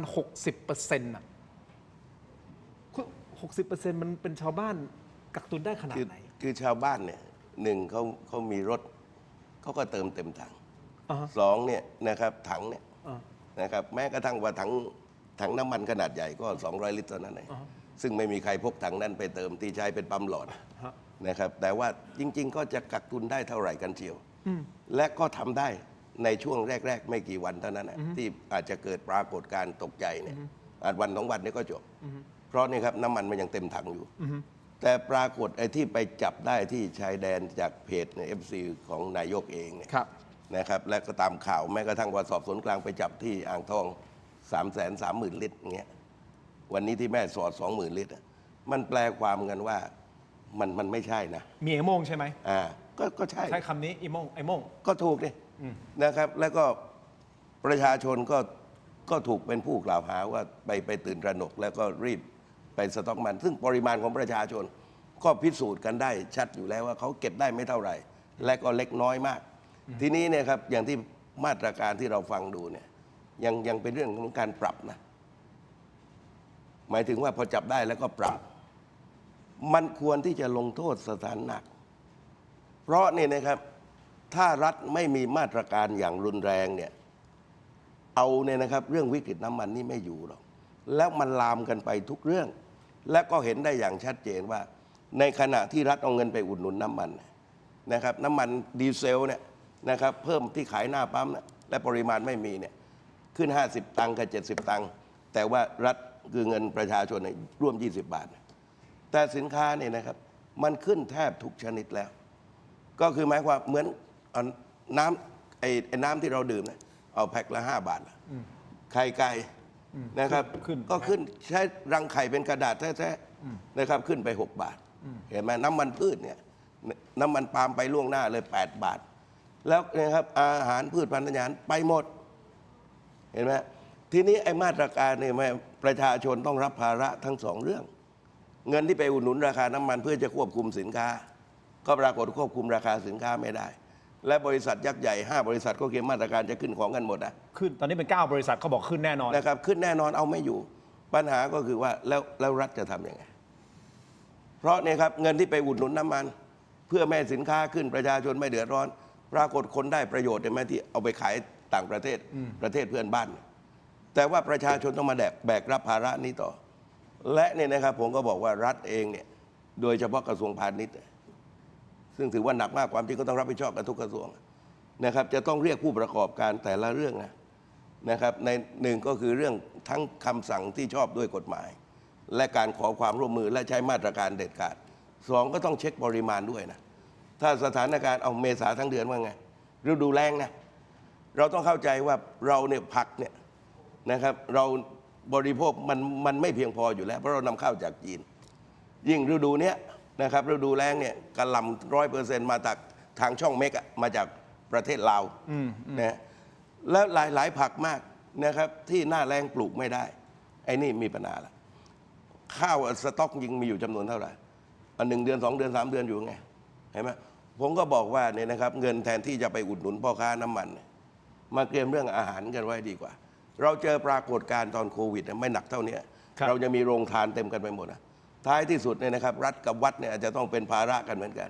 เพราะเนี่ยครับถ้าวันหนึ่งมันน็อกเอาดื้อๆนะครับวันนี้ขนาดบอกมีน้ำมันเต็ม เห็นมันมีคนลักลอบ แต่วันที่น้ำมันปริมาณความเป็นจริงว่ามันไปไม่ได้แล้ว วันนั้นจะบริหารสถานการณ์ยังไงผมก็พยายามเรียกร้องและพยายามจะสื่อความไปยังรัฐบาลว่าให้ไปดูประวัติศาสตร์ที่คณะรัฐมนตรีเนี่ยเขาเคยประชุมมีมติเรื่องการเตรียมความพร้อมแห่งชาติเอาไว้ คือหมายความว่าในแต่ละส่วนหน่วยงานจะต้องเตรียมความพร้อมรับมือกันทั้งหมดวันนี้เราเห็นแล้วเนี่ยนะครับนี่ถ้าเห็นอาคารประมงเดี๋ยวอาหารทะเลมีปัญหาแล้วนะครับพืชพันธุ์ธัญญาหารต่างๆมีปัญหาแล้วนะครับสต็อกอาหารนี่จะอยู่กันอย่างไร ราคาจะอยู่อย่างไรเพราะนี่นะครับระบบการขนส่งในบ้านเมืองเราเนี่ยระหว่างเมืองต่อเมืองน้ำมันกับแก๊ส2 อย่างระบบมวลชนในกรุงเทพอาจจะมีรถไฟฟ้าบ้างแทบทุกเทศบาลน้ำมันแก๊สหมดน้ำไฟฟ้านี่น้อยมากนะการลำเลียงเนี่ยก็เป็นปัญหาแค่เรื่องเก็บขยะเรื่องเดียวเอากรุงเทพเนี่ยเมืองพังเลยนะครับเพราะฉะนั้นในแต่ละด้านเนี่ยต้องรับมือกันคือณขณะนี้ผมยังไม่ได้เห็นว่าการรับมือในแต่ละสถานการณ์ที่เป็นรูปธรรมยังไงเพราะไอ้ที่ประกาศทั้งหมดผลลัพธ์มันตรงกันข้ามทั้งราคาเนี่ยนะครับราคาน้ำมันราคาแก๊สนะครับและไฟฟ้าก็จะสวมรอยต่อสินค้าเนี่ยนะครับคำสั่งของรัฐมนตรีแทบไม่มีความหมายผมไม่แน่ใจว่าคุณสุภจีเธอจะมีความอดทนอีกกี่วันนะใช้คำว่ากี่วันเลยเหรอฮะก็ เธอเนี่ยไม่มีแรงเสียดทานทางการเมืองนะถ้าคนที่สองจะไปเนี่ยครับต่อจากอาจารย์บวรศักดิ์ให้ผมดูหน้าคุณสุภาจีไว้เลย อ้าวอย่างนี้คุณผู้ชมอาจารย์ประวันศักดิ์เป็นอะไรยังไงทำไมถึงหยิบประเด็นนี้ขึ้นมาเดี๋ยว เราจะวิเคราะห์การเมืองไทยเพิ่มเติมนะครับอาจารย์ประวันศักดิ์อุวันโนซึ่งถือว่าเป็นมือกฎหมายของรัฐบาลของชุดคุณอนุทินนะฮะกลายเป็นว่าในรัฐบาลที่จะเกิดขึ้นนี้นะฮะจะไม่มีอาจารย์ประวันศักดิ์และเป็นท่านอื่นมาแทนนะครับนี่คือท่านแรกที่ไปแล้วที่คุณตู่บอกว่าคุณสุปจีจะเป็นคนที่สองหรือเปล่า อันนี้ก็ต้องรอติดตามนะฮะเดี๋ยวการเมืองไทยมาวิเคราะห์เพิ่มเติมแน่นอนกับคุณตู่จตุพรนะแต่ผมอยากจะเอาประเด็นเรื่องของน้ำมันเรื่องของพลังงานเรื่องของการเป็นอยู่ของเราเนี่ยเอาให้จบครบถ้วนตรงนี้ก่อนแล้วเดี๋ยวไปการเมืองเต็มๆนะฮะยังมีประเด็นนะเรื่องของพรรคประชาชนด้วยเรื่องของงูเห่าด้วยนะฮะเดี๋ยวจะมาวิเคราะห์กันคุณผู้ชมที่ชมรายการอยู่นะครับคอมเมนต์กันเข้ามาหน่อยอยากรู้ว่าช่วงสงกรานต์นะท่านจะกลับหรือไม่กลับยังไงงดเดินทางอะไรยังไงคุยกันหน่อยครับรวมถึงท่านไปเจอสินค้าราคาแพงขึ้นหรือยังอยากรู้เหมือนกันนะฮะว่าสิ่งที่เราพูดคุยบนโต๊ะไปนี้เนี่ยประชาชนคนทั่วไปเจอยังไงรวมถึงน้ำมันถ้าเติมน้ำมันนะที่เขาบอกว่ามีน้ำมันพอจริงไม่จริงช่วยส่งพิกัดด้วยนะจังหวัดไหนอะไรยังไงนะฮะดูส่งข้อความกันเข้ามาหน่อยคุณผู้ชมครับอย่างนี้บวชจะทำบวชนะฮะจะบวชว่าอะไรคิดบวชมาเลยอ๋อโอเคจะให้ถามทำบวชใช่ไหมถามว่าคนดูจะกลับสงกรานต์หรือไม่ใช่ไหมคุณทำบวชมาเดี๋ยวให้คุณผู้ชมได้โหวตเข้ามาดีครับดีให้โหวตอันนี้อยากจะรู้เหมือนกันนะฮะประเด็นที่ 1ประเด็นที่ 2ผมขออนุญาตแตะกลับมาที่อาจารย์ปณิธานพูดไว้ก่อนหน้านี้ก็คือว่าเคยพูดกับผมว่าให้ระวังนะเรื่องของสงครามที่มันอาจจะเกิดขึ้นนะครับขึ้นอยู่นะฮะแล้วมันก็เกิดขึ้นจริงผมให้ข้อมูลเพิ่มเติมนี้นะอาจารย์ปณิธานคุณตู่จตุพรคุณผู้ชมผมเนื่องจากว่าเราทำธุรกิจถูกไหมฮะเรามีโอกาสพูดคุยกับซัพพลายเออร์เจ้าหนึ่งซึ่งซัพพลายเออร์เจ้านี้เนี่ยเชื่อไหมฮะว่าตั้งแต่พฤศจิกายนปีที่แล้วเรานำเข้าผลิตภัณฑ์เป็นพวกวัตถุดิบจากตะวันออกกลางเข้ามาเพื่อที่จะมาผลิตตั้งแต่พฤศจิกายนปีที่แล้วเขาคุยกับจัดซื้อบอกว่าพี่ครับของพี่เนี่ยพี่จะคิดว่าจะสั่งยังไงเท่าไหร่ต่อเดือนหลังจากนี้ไปประมาณสัก 3-4-5 เดือนครับเราก็ถามกลับไปทำไมต้องถามล่วงหน้าขนาดนั้นเขาบอกพี่ครับเราได้มีข้อมูลว่าสถานการณ์ในตะวันออกกลางไม่ปกติตั้งแต่พฤศจิกายนธันวาปีที่แล้วคุณตู่นี่คือภาคเอกชนเรารู้กันเองผมเพิ่งมารู้ข้อมูลนี้จากจัดซื้อเมื่อสัปดาห์ที่แล้วเองนะเพราะตอนนั้นเขาคุยกันใช่ไหมแต่ซื้อก็ไม่ได้ให้ผมรู้หรอกเราก็มารู้ทีหลังว่าเขาเตรียมการเขารู้สึกว่ามันมีสถานการณ์หึ่มประหลาดเนี่ยตั้งแต่พฤศจิกายนธันวาปีที่แล้วคือเดือนตุลาคมที่มีสงครามครั้งแรกระหว่างปีที่แล้วระหว่างอิสราเอลกับอิหร่านเนี่ยมันไม่เบ็ดเสร็จมันคือไม่เบ็ดเสร็จแต่มันเป็นสัญญาณเตือนภัยสำหรับคนที่เฝ้าระวังว่าสงสัยว่าอิสราเอลจะบุกเข้าไปหนักโอเคอันนั้นมันตุลาแต่ตุลาเขาถึงมาคุยกับเราพฤศจิกาเพราะพอตุลาเสร็จปุ๊บเขาบอกพฤศจิกาบอกเฮ้ยคุณทินนึกออกหมายถึงว่าคุยกับจัดซื้อเราบอกเฮ้ยแล้วผมก็บอกคุณทินตอนเดือนธันวาใช่อาจารย์มาคุยกับผมเดือนธันวาสงสัยว่าจะเกิดขึ้นจริงแล้วจริงๆเรามีเวลาตามเยอะอย่างไอยานลำแม่ USS Gerald Ford เนี่ยมันเป็นยานบัญชาการเรือรบพอมันขยับออกจากญี่ปุ่นเราก็รู้แล้วว่ามันจะมาลบแน่พอขยับมาตั้งแต่กลางเดือนกุมภาพอถึงสมรภูมิวันที่27วันที่28เกิดสงครามเลยแต่เราตามเรือลำนี้มาตั้งแต่ต้นเดือนกุมภางั้นเติมน้ำมันและเรือลำนี้ลูกเรือมันปฏิบัติการมา10 กว่าเดือนแล้วเห็นว่ามีข่าวที่แล้วว่ามันเครียดมากจนจุดไฟเผาบ้านตัวเองนะครับเรือลำนี้มันเป็นเรือสั่งการทั้งหมด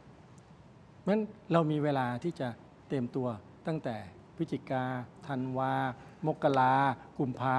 ที่จะทำตามที่คุณจตุพรพูดนั่นแหละแต่คำถามคือว่าหน่วยข่าวกรองของเราในประเทศเราไม่ทราบเรื่องนี้ก่อนเลยเหรอครับว่าเฮ้ยมันทำแม่งนะมันแปลกๆนะเราอาจจะต้องเตรียมแผนการหรือเป็นเพราะว่าเป็นรัฐบาลชั่วคราวหรือยังไงฮะถ้าจะตอบอาจจะไม่สุภาพคุณทินต้องไปเชิญเข้ามาแต่ว่าลูกศิษย์ลูกหาผมอยู่ในหน่วยเหล่านี้เยอะไปตามดูการประชุมก็มีน้อยนะครับแต่การแจ้งเตือนตามวงรอบก็มีเหมือนกันแต่ว่าการประชุมสั่งการจากหน่วยข่าวกรองไปถึงสภาความมั่นคงเนี่ยมันแทบจะไม่มีเลยนะครับส่วนใหญ่เราก็หมกมุ่นแต่กับเรื่องของกัมพูชาถูกไหมครับแล้วก็เรื่องเปลี่ยนผ่านก็หลายประเทศก็ประเมินต่ำแต่ถึงจะประเมินต่ำยังไงเอกชนเขาประเมินไม่ต่ำอันนี้น่าสังเกตมากใช่เอกชนเขาความเป็นความตายเขาอยู่ตรงนี้เอาแน่นอนฮะแล้วเขาต้องตัดสินใจก่อนถูกนะครับไอ้ตอนที่เรามีปัญหากับซาอุก็เหมือนกันเอกชนเขาจะตื่นตัวก่อนแล้วพอเราจะปรับปรุงความสัมพันธ์เขาจะมาบอกผมเลยว่าจะปรับความสัมพันธ์แล้ว ทางฝ่ายภาครัฐยังไม่ได้เตรียมตัวด้วยซ้ำงั้นจริงๆในปัจจุบันเนี่ยเราจะต้องตามความเคลื่อนไหวในต่างประเทศให้เร็ว เรานี่คือไม่ใช่เอกชนนะครับ เรา รัฐบาลเราที่คือหน่วยงาน อ่ะ ที่จะต้องเฝ้าระวัง ฮะ แล้วก็วันเนี้ยก็ต้องเตรียมเลย เตรียมตัวดูว่าสถานการณ์ที่เขาจะเปิดช่องแคบเนี่ยมันจะทำได้ไหมพรุ่งนี้ต้องแถลงแล้ว ดีครับอาจารย์ถ้าอย่างนี้ผมไปเลยนะฮะ เดี๋ยวผมจะเอาประเด็นเรื่องของฮอร์มุสเลยให้จบแล้วเดี๋ยวพี่ตู่เตรียมตัวการเมืองไทยนะครับ อันนี้เดี๋ยวเขาเต็มๆเลยนะครับอ่ะอาจารย์ต่างฝ่ายต่างยื่นข้อเสนอครับ นี่คือสถานการณ์ตะวันออกกลางเล่าให้คุณผู้ชมฟังสั้นๆ สหรัฐยื่นข้อเสนอยุติสงครามครับเตรียมยื่นนะ6 ข้อ จะส่งให้อิหร่านครับ เช่น มีการห้ามพัฒนาโครงการนิวเคลียร์และขีปนาวุธนะอิหร่านเป็นต้นนะ มี 6 ข้อด้วยกันนะ เป็น 6 ข้อใหญ่ ๆ เลยนะ ขณะที่อิหร่านก็โต้กลับเงื่อนไข 6 ข้อเช่นเดียวกัน ยกตัวอย่างเช่น สหรัฐต้องถอนทัพออกจากตะวันออกกลางนะ และต้องมีการจ่ายค่าชดเชยสงครามด้วย ซึ่งต่างฝ่ายต่างยื่นข้อเสนอที่ฟังดูแล้ว มันเป็นไปไม่ได้เลยความหมายคือถ้าดูจากคนข้างนอกมองเข้าไป สหรัฐมันไม่ยอมแน่เลยว่ะในมุมกลับกันอิหร่านเขาก็ไม่น่าจะยอมแน่เลยว่ะ ครับ มันกลายเป็นว่าต่างฝ่ายต่าง ยื่นข้อเสนอที่มันเป็นไปไม่ได้ สุดท้ายคุณผู้ชมครับ แล้วมันจะไปตรงไหนแล้วมันจะจบยังไงฮะ คือ ในการเจรจาต่อรองอันเนี้ยเป็นจุดเริ่มต้นของการเจรจา ยื่นข้อเสนอไปเลย 200%เดี๋ยวค่อยแล้วก็ขึ้นอยู่กับทักษะในมือขึ้นอยู่กับกำลังในมือ ขึ้นอยู่กับปฏิบัติการในช่องแคบ ปฏิบัติการโจมตีโรงไฟฟ้า เอามาต่อรองว่าจาก 200 ที่ยื่นไปจะได้สัก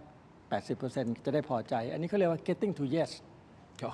getting to yes getting to yes มันเป็นตำราเลย ต้องยื่นข้อเสนอที่คุณทินไม่มีก่อน คุณต้องแพ้เยอะโดยไม่มีเงื่อนไขนะครับ คุณต้องยอมรับผิด ก็เราก็ไปบอกกัมพูชาคุณต้องยอมรับผิดไงก่อนที่จะเจรจาถูกไหม นี่คือวิธี วิธี โอเค ของทางการทูตซึ่งเราไม่เข้าใจ แต่ว่ามันเป็นแท็กติก มันเป็นวิธีการพอไปวางปุ๊บ เราก็เลยจะได้รู้นะครับว่าเราจะต้องเอาอะไรไปแลกให้ลดลงมาเท่าไหร่ สัญญาณที่ดีคือว่ามันมีการเริ่มเปิดการประชุมอย่างไม่เป็นทางการแล้ว มีตัวกลางเข้ามาเสนอหลายประเทศแล้วนะครับ ทั้งตุรกีทั้งฝรั่งเศส ทั้งโอมาน หลายประเทศเสนอจะเป็นตัวกลางนะครับ อันหนึ่งที่พอเห็นทางออกก็คือช่องแคบฮอร์มุซต้องปลอดภัยกว่านี้ อิหร่านก็อยากจะให้ปลอดภัย แต่อิหร่านบอกผมต้องมีส่วนร่วมด้วยนะในการลาดตระเวน อันเนี้ยพอคุยกันได้ จริง ๆ อยู่ในข้อเสนอเดิมของทรัมป์สมัยแรกด้วยซ้ำบอกว่าให้อิหร่านเนี่ยมาคุยกันในกรอบของอับราฮัมแอคคอร์ดแต่อิหร่านตอนนั้นไม่เอา ผู้นำคนเก่าไม่เอา คนนี้ก็ไม่เอานะครับ สุดสัปดาห์แต่ทหารเนี่ยอิหร่านจะเอา เพราะเขาก็จะได้ประโยชน์สิครับจากการลาดตระเวนร่วมกันทางช่องแคบ แต่จะจัดกำลังยังไงจีนต้องมาช่วยรัสเซียต้องมาช่วยอิหร่านในการเจรจา อันนี้เรารู้แล้ววางไว้ตรงเนี้ยมันเจรจาแน่แล้วก็หลังจากนี้ช่องแคบฮอร์มุซก็จะไม่เหมือนเดิม มันจะเป็นอย่างนั้นได้ไงฮะเดี๋ยวจะมีปัญหาอีก เพราะฉะนั้นทุกฝ่ายก็ต้องมาร่วมกันเป็นกองกำลังนานาชาติในการดูแล โอเค อันเนี้ยนะครับแล้วจะป้องกันไอ้เกาะคาของอิหร่านด้วย เกาะคา อิหร่านเขาก็ต้องการป้องกัน แล้วก็มีกองเรือใหญ่ที่สุดด้วย ตอนนี้โดนทำลายไปเยอะ อันเนี้ยพอคุยกันได้ แสดงว่ามันเป็นสัญญาณที่จุดเริ่มต้นที่ดีที่อาจจะสามารถนำไปสู่การคุยกันได้ และหาทางลงไล่ทั้งสองฝ่ายถูกต้องไหมฮะ ถ้าถามนักเจรจานะ ฮะ แล้วถ้าถามชาวบ้านบอกโอ้โหจะคุยยังไง แต่ถ้านักเจรจาบอกว่าเป็นไปได้ ใช่ครับ แต่ ถ้า มันมี ถ้าถามฝ่ายการเมืองนะไม่มีทางเพราะว่าเดี๋ยวจะเสียหน้านะครับ มันแล้วแต่ว่าต้องถามฝ่ายไหนด้วยนะ ใช่ไหม แต่ต้องถาม แต่ ฝ่าย ว่า ไหน แต่ นะ หน้าที่กระทรวงต่างประเทศหน้าที่นักเจรจาเขาบอกได้คุย ได้ ถ้าอย่างนี้คุณผู้ชมมันมีข้อมูลเพิ่มเติมนะครับ อาจารย์ปณิธานคุณตู่ฮะสำนักข่าวรอยเตอร์รายงานข่าวด่วนว่าประธานาธิบดีโดนัลด์ทรัมป์แห่งสหรัฐอเมริกาได้สั่งการให้กองทัพเปิดปฏิบัติการทิ้งระเบิดครั้งใหญ่ ถล่มพื้นที่ในกรุงเตหะรานประเทศอิหร่านครับ โดยสำนักข่าว BBC และมีการระบุเพิ่มเติมด้วยบอกว่าเป้าหมายหลักของการโจมตีทางอากาศในครั้งนี้ เพื่อพุ่งเป้าไปที่คลังขีปนาวุธที่ยังหลงเหลืออยู่ของอิหร่านครับ ทางนี้ปฏิบัติการดังกล่าวเกิดขึ้นก่อนจะครบกำหนดเส้นตาย 48 ชั่วโมงนะฮะที่ผู้นำสหรัฐเคยประกาศไว้ผ่าน Truth Social ก็คือโซเชียลมีเดียของท่านนะครับ เพื่อกดดันให้อิหร่านเนี่ยเปิดช่องแคบฮอร์มุซซึ่งผลจากการโจมตีอย่างหนักหน่วงนะฮะสำนักข่าวอัลจาซีรานี่เรามีสำนักข่าว3สำนักข่าวเลยนะรายงานอ้างอิงข้อมูลจากโรงพยาบาลอารัตในกรุงเทหะรานว่ามีพลเรือนได้รับบาดเจ็บและถูกนำตัวส่งห้องฉุกเฉินแล้วอย่างน้อย 31 คน โดยในจำนวนนี้มีเด็กบริสุทธิ์รวมอยู่ด้วยถึง 18 คน และผู้ที่ได้รับบาดเจ็บสาหัสอย่างน้อย 9 คน อันนี้คือถล่มก่อนนะฮะถล่มก่อนที่ ก่อนที่จะครบ 48 ชั่วโมง เพราะทรัมป์บอกเองนะฮะว่าเฮ้ยช่องแคบฮอร์มูสจะเปิดนะถ้าไม่เปิดอ้วถล่มลื้อแน่อันนี้มาก่อน อันนี้หนังตัวอย่างไม่เกี่ยวกับหนังจริง นะ อันนี้เป็นการโหมโรงไม่เกี่ยวเขาทำอยู่แล้วนะครับทำอยู่แล้วแล้วก็ทำเพิ่มขึ้นอยู่แล้วว่าแล้วเขาบอกอิสราเอลบอกทำได้ประมาณ 80%ไอ้ฐานขีปนาวุธพวกเนี้ยนะครับตอนแรกนึกว่าหมดปรากฏว่าไอ้ขีปนาวุธพิสัยกลางข้ามทวีปที่มันวิ่งได้ประมาณ 3-6 กิโลเมตรต่อวินาทีไปที่ดิโก้กาเซีย ครับ คือถ้าเกิน 6 กิโลเมตรเนี่ยมันจะเป็นขีปนาวุธไฮเปอร์โซนิกไอเนี้ยต้องถล่มทางความคิดของสหรัฐก็เลยถล่มซะก่อน เดี๋ยวมันจะระหว่างปฏิบัติการช่องแคบฮอร์มุสเนี่ยเดี๋ยวอันนี้มันจะออกมาอีก ก็คือกำจัดอันนี้ก่อน IRBM กำจัดนี่ก่อน Intermediate โอเค Range โอเค Ballistic Missile พิสัยกลางใช่ไหม ไม่เคยใช้มาก่อนสองลูก เลยจัดเลย ต้องจัดก่อน แล้วไอ้ช่องแคบฮอร์มูสก็ว่ากันไป แล้วว่ากันไป อันนั้นอีกเรื่องหนึ่ง แต่คราวนี้ช่องแคบฮอร์มูสทางอิหร่านฮะพี่ตูไอของเรามันเด็กๆเลยนะที่บอกว่าลิตร20,000 ลิตรออกไปทางด้านกัมพูชาไม่ใช่โทษทีฮะทางเมียนมา ครับ แต่นี่อิหร่านบอกงี้ครับ เรือศัตรูโดนไม่ใช่ยกเว้นเรือศัตรูนะฮะก็คือเก็บค่าผ่านทางลำละ$2 ล้านสหรัฐยกเว้นเรือศัตรูนะครับสำนักข่าวเมียของทางการอิหร่านรายงานโดยอ้างอิงคำกล่าวของนายอาลีมูซาวีผู้แทนอิหร่านประจำองค์การทางทะเลระหว่างประเทศ ประกาศว่าช่องแคบฮอร์มุสยังคงเปิดให้ทุกคนยกเว้นศัตรูของอิหร่านนะครับนี่มีภาพข่าวแบบนี้นะครับมีรายงานจากสื่อต่างประเทศหลายแห่งรายงานว่าอิหร่านจะเริ่มเก็บค่าธรรมเนียมผ่านแดนฮะเหมือนเก็บค่าทางด่วนอะประมาณ เก็บค่าทางเข้าอะเก็บค่าทางเข้าประมาณ$2 ล้านสหรัฐต่อ1 ลำคิดเป็นเงินไทยประมาณสัก60 กว่าล้านบาทตีไป66 ล้านบาทแล้วกันคิดง่ายๆมันจะประมาณสัก32 บาทกว่า32.90 สตางค์ประมาณนี้ตีไป66 ล้านบาท2 ล้านเหรียญสำหรับเรือที่จะแล่นผ่านช่องแคบฮอร์มุสไหวไหมอาจารย์ถ้าจะเก็บขนาดนี้แล้วมันคุ้มไหมเนี่ย สะใจคนฟัง แต่ความเป็นจริงใครจะจ่าย เพราะว่ามันรับประกันไม่ได้ แต่ถ้ากองกำลังพิทักษ์ปฏิวัติอิสลามออกมารับประกันนะครับและเป็นคนพูดเนี่ยอาจจะมีน้ำหนักมากกว่านี้ หมายถึง IRGC ใช่ไหม ใช่ครับ ถ้า IRGC บอกว่าโอเคผมประกาศนะคุณจ่าย2 ล้านคุณผ่านได้ เพราะเขาเป็นฝ่ายจัดกำลังเข้าคุ้มกัน หรือว่าเอาเป็นรองเอาเป็นประธานสภาก็ได้ที่ยังเหลืออยู่เนี่ยซึ่งตอนนี้มีคนเหลืออยู่พูดไม่กี่คนละแต่คนเนี้ยผมไม่แน่ใจแต่ก็ทำให้ความรู้สึกฮึกเหิมเหมือนกับที่ผู้นำสูงสุดนะครับของเขาที่ออกมาพูดเมื่อสัปดาห์ที่แล้ว แต่ว่าไม่ทราบว่าอยู่ไหนนะบาดเจ็บหรือเปล่าออกมาบอกว่าเขาชนะแล้ว ซึ่งก็ไม่ได้ผิดทั้งหมดนะครับ เพราะว่าเขากำลังเข้าสู่โต๊ะเจรจาโดยที่ไม่ใช่เป็นผู้แพ้แน่นอนนะครับเขาอาจจะเป็นนะครับคู่เจรจาที่มีเงื่อนไขบนโต๊ะอย่างที่เราเห็น ไม่เหมือนตอนญี่ปุ่นแพ้สงครามแทบไม่มีเงื่อนไข ตอนเยอรมันแพ้สงครามก็ไม่มีเงื่อนไข แต่เขานี่จะเข้าสู่โต๊ะเจรจาแบบคนที่ไม่แพ้แต่เป็นเสือลำบาก ผมต้องใช้คำนี้คืออิหร่านนี้ต้องถือว่าเป็นเสือนะครับแต่บาดเจ็บและลำบาก แต่ไม่ใช่แมวนะครับเขาเข้าสู่โต๊ะเจรจาคราวนี้เขามีเรื่องต่อรองเยอะ แล้วก็มีประเทศหนุนหลังเขาเยอะนะครับแต่ว่าตอนนี้22 ประเทศ25 ประเทศกำลังกดดันเขาอยู่กดดันแล้วก็จะมีผลโดยใช้มติสหประชาชาตินะครับแล้วเขาก็จำเป็นต้องรีบเข้าสู่โต๊ะเจรจาในแง่นั้นนะถือว่าดี แต่การเรียกตรงนี้ก็ทำให้เห็นว่าอาจจะมีช่องคุยเรื่องเงินเรื่องการเยียวยาเรื่องค่าใช้จ่ายนะครับซึ่งเขาลำบากนะครับในเรื่องเหล่านี้ก็สามารถช่วยได้ก็คุยได้ครับเรื่องพวกนี้เงินเนี่ยคุยได้ง่ายเลยถ้ามีเงินแต่ว่าเรื่องศักดิ์ศรีคุยไม่ได้นะครับอีกเรื่องนึงที่บอกต้องรับประกันความปลอดภัยความอยู่รอดของเขาและให้เขาติดอาวุธพอสมควรนี้ยังคุยยากกว่าไอ้ลาดตระเวนร่วมกันนี่พอได้และอิหร่านก็ซ่อนไว้ว่าถ้าจะให้ลาดตระเวนร่วมกันผมต้องมีกำลังในระดับหนึ่งนะอันนี้จะคุยยากกว่านิดหน่อยเอาอย่างนี้อาจารย์จากทุกอย่างที่อาจารย์วิเคราะห์กันมาจากสถานการณ์ณล่าสุดเนี่ยอาจารย์คิดว่าจะ1เจรจาจะสำเร็จไหม2ถ้าสำเร็จมันจะใช้เวลาจากนี้อีกนานเท่าไหร่ในมุมของอาจารย์นะมุมมองเฉยๆนะฮะอาจารย์ยังไม่ต้องตอบเพราะว่าผมจะขออนุญาตให้ข้อมูลเพิ่มเติมก่อนที่จะกลับไปที่อาจารย์แล้วไปที่คุณตู่นะครับคุณผู้ชมอันนี้เป็นข้อมูลที่ผมพูดไปแล้วแต่ขอเพิ่มเติมนิดนึงจะได้เห็นว่าท่านโดนัลด์ทรัมป์เขาโพสต์ว่ายังไงนะครับโพสต์ผ่าน Truth Social ครับกำหนดเส้นตายให้อิหร่านเปิดช่องแคบฮอร์มุสอย่างเต็มรูปแบบภายใน48 ชั่วโมงก็คือถ้าตามเวลาประเทศไทยเส้นตายก็คือวันอังคารคือวันพรุ่งนี้6:45 ครับตอนเช้าโดยประมาณนะครับหากอิหร่านไม่ทำตามทรัมป์ก็ขู่ว่าจะบดขยี้โรงไฟฟ้าของอิหร่านทั้งหมดทำให้ชาวอิหร่านกว่า90 ล้านคนเนี่ยต้องตกอยู่ในความมืดมิดอย่างแน่นอนพอโพสต์ไปอย่างนี้คุณคิดว่าอิหร่านเขาทำยังไงล่ะครับอ้วไม่กลัวลือ จัดมาฮะทางอิหร่านก็ออกมาตอบโต้ทันทีบอกว่านะฮะบอกว่าเอาอย่างนี้โครงสร้างพื้นฐานสำคัญของสหรัฐ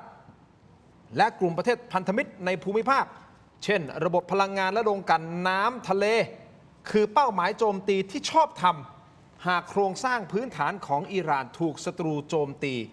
คนที่พูดประเด็นนี้โพสต์อันนี้ก็คือท่านประธานสภาอิหร่านนะครับท่านโมฮัมหมัดบาเกอร์กาลิบาฟนะฮะกาลิบาฟเนี่ยฮะท่านนี้แหละครับโพสต์ใน X เอาสิคุณเล่นกับเราก็ตอบโต้กลับสรุปง่ายๆ คือสหรัฐขู่มา คุณไม่กลัวขู่กลับหนักกว่าเดิมอีก อันนี้แหละฮะที่เราบอกว่าแล้วสุดท้ายมันจะยกระดับขึ้นไปเรื่อยๆหรือเปล่า6:45 พรุ่งนี้วันอังคารตามเวลาประเทศไทยคือครบกำหนด48 ชั่วโมงข้อมูลนี้เสร็จปุ๊บก็ต้องถามอาจารย์ปณิธานโดยในโพสต์ของนายโมฮัมหมัดบาเกอร์กาลิบาฟท่านนี้นะครับพูดถึงการโจมตีโรงไฟฟ้าและทิ้งท้ายบอกว่าและจงโยนสิ่งที่อยู่ในมือขวาของเจ้าลงไปมันจะกลืนกินสิ่งที่พวกเขาสร้างขึ้นเป็นการหยิบยกโขดมาจากคัมภีร์อัลกุรอานซึ่งเป็นเรื่องราวตอนที่พระเจ้าบอกให้ศาสดาโมเสสนะฮะโยนไม้เท้าลงไปเพื่อกลืนกินเวทมนต์ลวงตาของศัตรูในบริบทของตะวันออกกลางมักใช้ประโยคนี้เพื่อสื่อความหมายเชิงข่มขวัญว่าอาวุธหรือการตอบโต้ของเราจะบดขยี้และทำลายล้างสรรพกำลังของศัตรูให้สิ้นซากอาจารย์ปณิธาน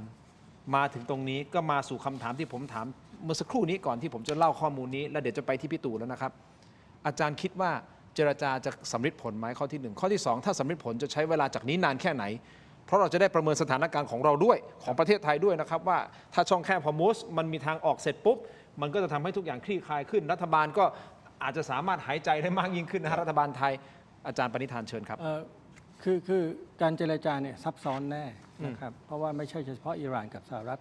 มันจะมีจีนรัสเซียมันจะมีอิสราเอลซึ่งเป็นตัวแปรสำคัญ แต่ก่อนจะไปตรงนั้น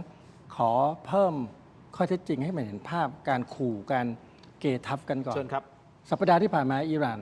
ยิงขีปนาวุธไปที่อิสราเอลได้แค่10 ลูก10 ลูกไม่ได้เยอะนะครับแต่ก็แม่นเหมือนกันแม่นเหมือนกันแต่เท่าที่เริ่มต้นมาสงครามเนี่ยนะครับ3 สัปดาห์แล้วเนี่ยกว่าแล้วเนี่ยยิงไปทั้งหมดแค่400 ลูก400 ลูกอิหร่านแถลงเองเมื่อ2 วันก่อนว่าสหรัฐยิงไปอิสราเอลยิงไปถล่มเป้าหมายได้ 81,000 สถานที่ 81,000 สถานที่อันนี้องค์กรของอิหร่านแถลงเองงั้นสัดส่วนมันต่างกันเยอะมากนะครับแต่ว่าใน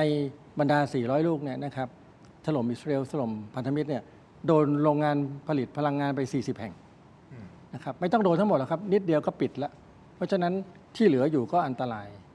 โรงผลิตแหล่งน้ำจืดก็อันตรายนะครับสถานที่ประกอบการสถานทูตก็อันตรายแต่ว่ามันลดลงเรื่อยๆลดลงเรื่อยๆเวลาของอิหร่านเนี่ยลดลงในการที่จะใช้ขีดความสามารถเหล่านี้แล้ววันนี้ที่คุณทินพูดเองเขายิ่งถล่มนะครับที่ตั้งขีปนาวุธพอขึ้นมามันอยู่ลึกก็จริงพอขึ้นมาปุ๊บถล่มเลยแล้วถล่มหนักถล่มแรงก็หมายความว่าเอาเข้าจริงแล้วเนี่ยสหรัฐอาจจะไม่จำเป็นต้องโจมตีโรงงานพลังงานก็ได้ถ้าอิหร่านไม่มีความสามารถแต่เราไม่ทราบครับเราจะทราบภายในเวลาวันอังคารพรุ่งนี้ครับจังหวะแรกว่าอิหร่านจะมีการส่งสัญญาณซื้อเวลาถอยเวลาหรือเปล่าอันนี้สำคัญมากนะครับแล้วรัฐบาลทุกประเทศเขาจะมีวอลลุ่มตามเลยพอพรุ่งนี้เห็นปุ๊บมันจะเห็นสัญญาณถอยสัญญาณลุกถ้าพรุ่งนี้ลุกเข้าไปในพื้นที่ปุ๊บเนี่ยทั้งสองฝ่ายอย่างลบก็จะเป็นอีกเฮือกหนึ่งนะครับของการต่อสู้เพื่อเปิดช่องแคบแล้วอิสราเอลบอกแล้วขอเวลาหลายอาทิตย์ในการเปิดช่องแคบกับสหรัฐนะครับเพราะเขาต้องแบ่งกำลังเข้ามาจากภาคพื้นดินซึ่งเขาคงไม่มีกำลังทางเรือนะครับแล้วก็หลังจากนั้นก็จะเข้าสู่การถล่มโรงงานพลังงานต่างๆหรืออาจจะคู่กันไปตรงนี้การเจรจาก็จะเปิดขึ้นอย่างรวดเร็วเพราะว่าลดความเสียหายลงนานาชาติก็จะเพิ่มแรงกดดันเราก็หวังว่าภายในเวลาเดือนเดียวเนี้ยเราจะเห็นโต๊ะเจรจาชัดเจนขึ้นเยอะเลยนะครับภายในเดือนเดียวนะครับเพราะมันจะเหลืออีกเดือนหนึ่งที่จะยืนระยะไม่ได้แล้วอันนี้ยังไม่ต้องไปพูดถึงความตื่นตระหนกจะเท่าไหร่เพราะว่าอันนี้มันจะเป็นการยกระดับแบบเต็มรูปแบบมากขึ้นนะครับก็คือทางรบทางทะเลจะเต็มรูปแบบ อสมมาตรถูกไหมครับรบทางอากาศเต็มรูปแบบไปแล้ว แบบอสมมาตรนะฮะไม่เท่าเทียมรบทางทะเลคราวเนี้ยถ้าเปิดช่องแคบฮอร์มุสก็จะเป็นการรบ ทางทะเล เต็มรูปแบบทางทะเล ก็เหลืออย่างเดียว ก็คือ รบทางบก ยกพลขึ้นบก แล้วก็ถึงตอนนั้นเนี่ยสถานการณ์จะควบคุมยากเพราะไม่รู้ว่าความสูญเสียจะมากน้อยแต่อิสราเอลเชื่อนะครับ ว่า สุดท้ายแล้วพอเข้าไปเนี่ยประชาชนจะลุกฮือ แต่ก็ยังไม่มั่นใจ แล้วเสาที่ตัดไว้หมดนายพลของกองกำลังพิทักษ์ปฏิวัติอิสลามซึ่งหลบอยู่ในหลุมหลบภัยเนี่ยไม่ออกมา ก็จะยึดได้เลย แต่ผมว่าอันนั้นฟังดูแล้วยิ่งเป็นห่วง เอาเป็นว่ารอดูเส้นตายพวกนี้นะคุณตู่จตุพรที่อาจารย์พูดก็คือ6 นาฬิกา 45 นาที ครับ ตามเวลาที่ประธานาธิบดีโดนัลด์ทรัมป์ประกาศว่า 48 ชั่วโมง จะต้องเปิดฮอร์มุสให้ผ่านได้ ถ้าไม่ผ่านปุ๊บ จะถล่มโรงไฟฟ้าต่าง แต่จริงๆ อาจจะยังไม่ถล่ม ๆ ก็รอดู พอหมดเดดไลน์อาจจะเริ่มปฏิบัติการทางทะเลแบบจริงจั ค่ ง อยๆเข้าไป เข้าไป โอเค นะครับแล้วก็ดูจังหวะหนึ่งว่าอิหร่านจะถอยไหม ครับ ถ้าไม่ถอยคราวนั้นแหละครับก็อาจจะ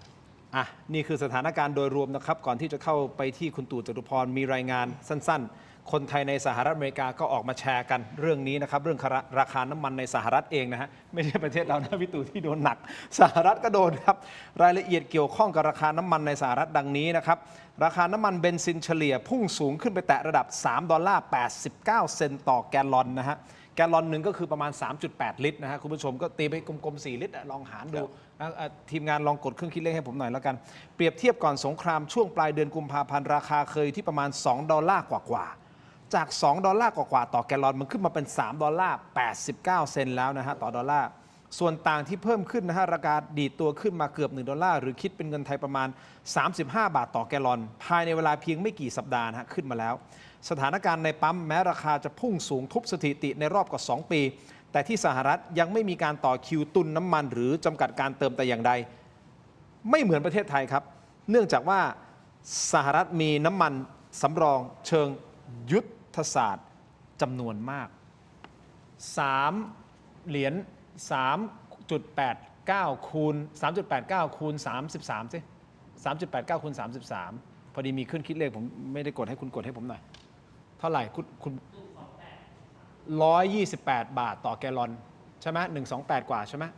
หาร 3.8 เอาตัวเลขนี้หาร 3.8 หาร 3.8 เหลือเท่าไหร่ 33.78 ต่อลิตร โดยประมาณ แต่ว่ามันขึ้นมาแต่ก่อนมันไม่ได้ 33 บาทกว่า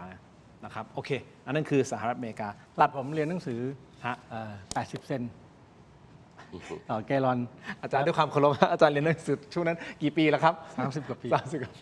พอขึ้นมาเหรียญหนึ่งตกใจแล้ว ตอนนั้น ตอนนี้เกือบ4 เหรียญแล้วเนี่ย ใช่ครับ เกือบ4 เหรียญแล้ว เพราะฉะ นะ นั้น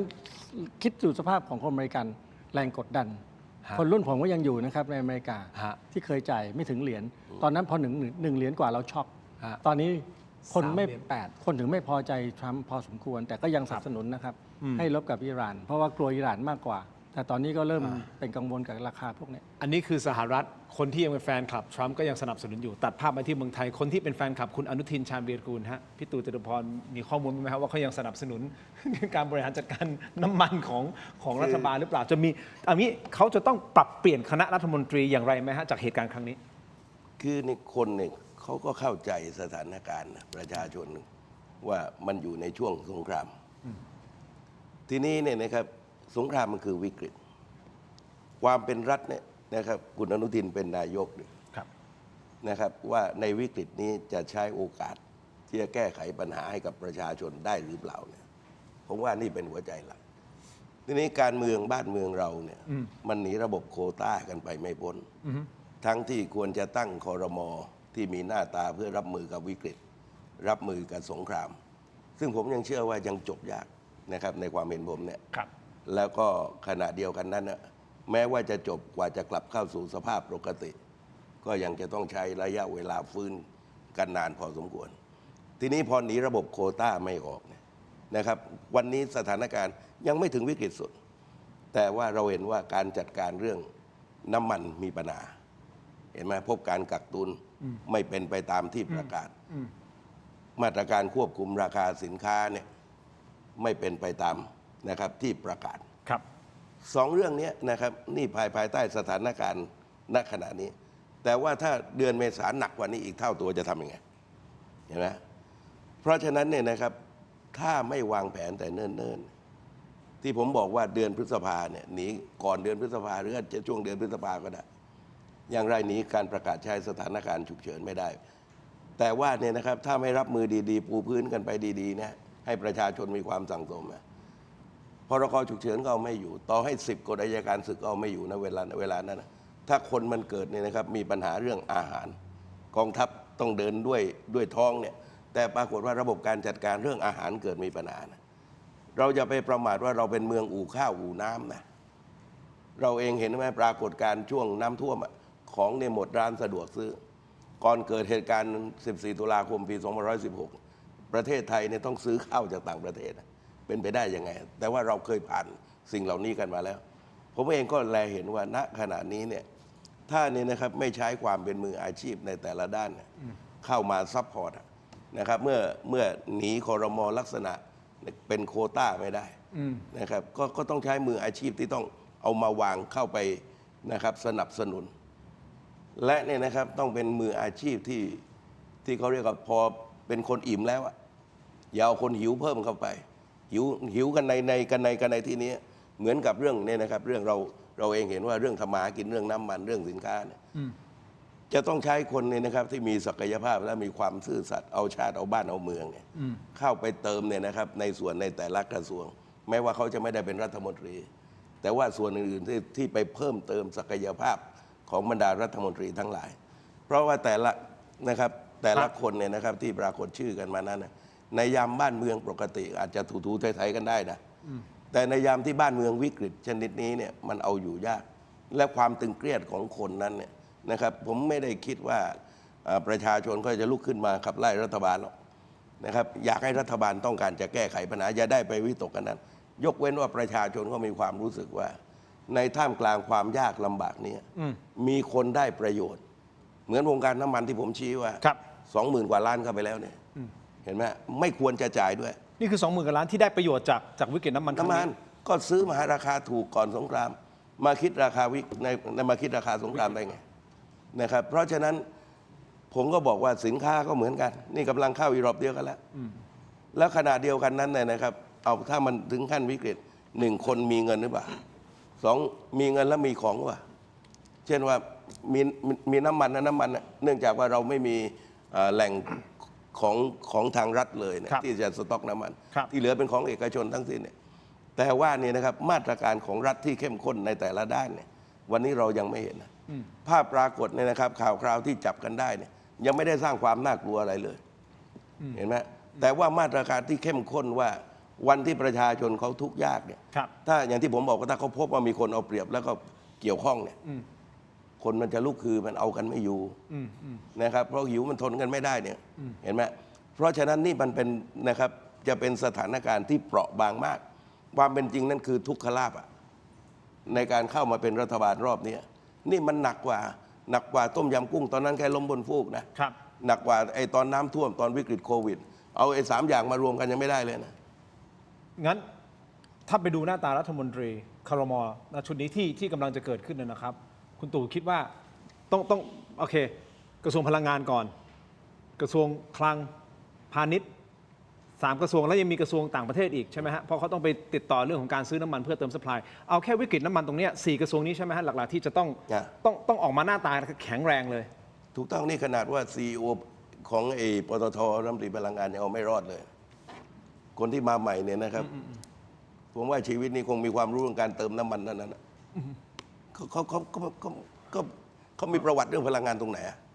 เห็นไหมขนาดคนรับผิดชอบคุณพิพัฒน์เนี่ยรู้เรื่องน้ำมันอย่างเดียววันนี้ยังเห็นไหมยังเหนื่อยเลยไอ้ว่าการพลังงานมาจากปตท.ใหญ่ทั้งคู่ยังเอากันไม่รอดเลยกับภายใต้สถานการณ์เนี่ยเห็นไหมทีนี้พอการเมืองเนี่ยนะครับอะไรก็ตามนั้นเนี่ยนะครับในการวางสถานการณ์นี้เนี่ยแม้ว่ายังจะต้องเป็นระบบโควต้านะครับก็จะได้พิสูจน์กันไม่มีปัญหาอะไรหรอกแต่ว่านะครับวิกฤตนี้มันใหญ่เกินนะครับสำหรับนักการเมืองบางคนบางกระทรวงอาจจะไปได้แต่บางคนบางกระทรวงเนี่ยนะครับภายใต้สถานการณ์ที่กำลังเจอเนี่ยและเดือนหน้าหนักกว่าเดือนนี้นะครับพฤษภานี่อาจจะหนักที่สุดก็ได้นะครับเพราะฉะนั้นมันจะสั่งสมและวันที่นี่นะครับไม่สามารถควบคุมสถานการณ์ได้วันนั้นเนี่ยนะครับจะรู้เลยว่า นะครับว่าไม่ควรจะเดินเข้ามาในสภาพแบบนี้เลย โอเค ถ้าอีกประเด็นหนึ่งครับผมไปต่อเลยนะครับ มีรายงานว่าศาสตราจารย์ดร.บวรศักดิ์อุวันโนนะฮะท่านปฏิเสธจะรับตำแหน่งรองนายกฝ่ายกฎหมาย โดยมีรายงานว่าอาจารย์บวรศักดิ์นะฮะได้แจ้งความประสงค์ต่อผู้บริหารพรรคภูมิใจไทยนะที่จะไม่รับตำแหน่งในครม.เนื่องจากว่าไม่ได้ถูกทาบทามนี่คือข้อมูลนะฮะทำให้มีกระแสข่าวว่าคนที่จะมารับตำแหน่งแทนนะครับรองนายกฝ่ายกฎหมายก็คือคุณประกรณ์นินประพันธ์ซึ่งท่านเป็นเลขาธิการคณะกรรมการกฤษฎีกา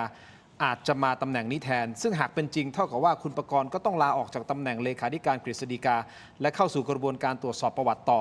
ส่วนตำแหน่งโฆษกรัฐบาลคาดว่าจะมีการวางตัวนะครับคุณรัชดา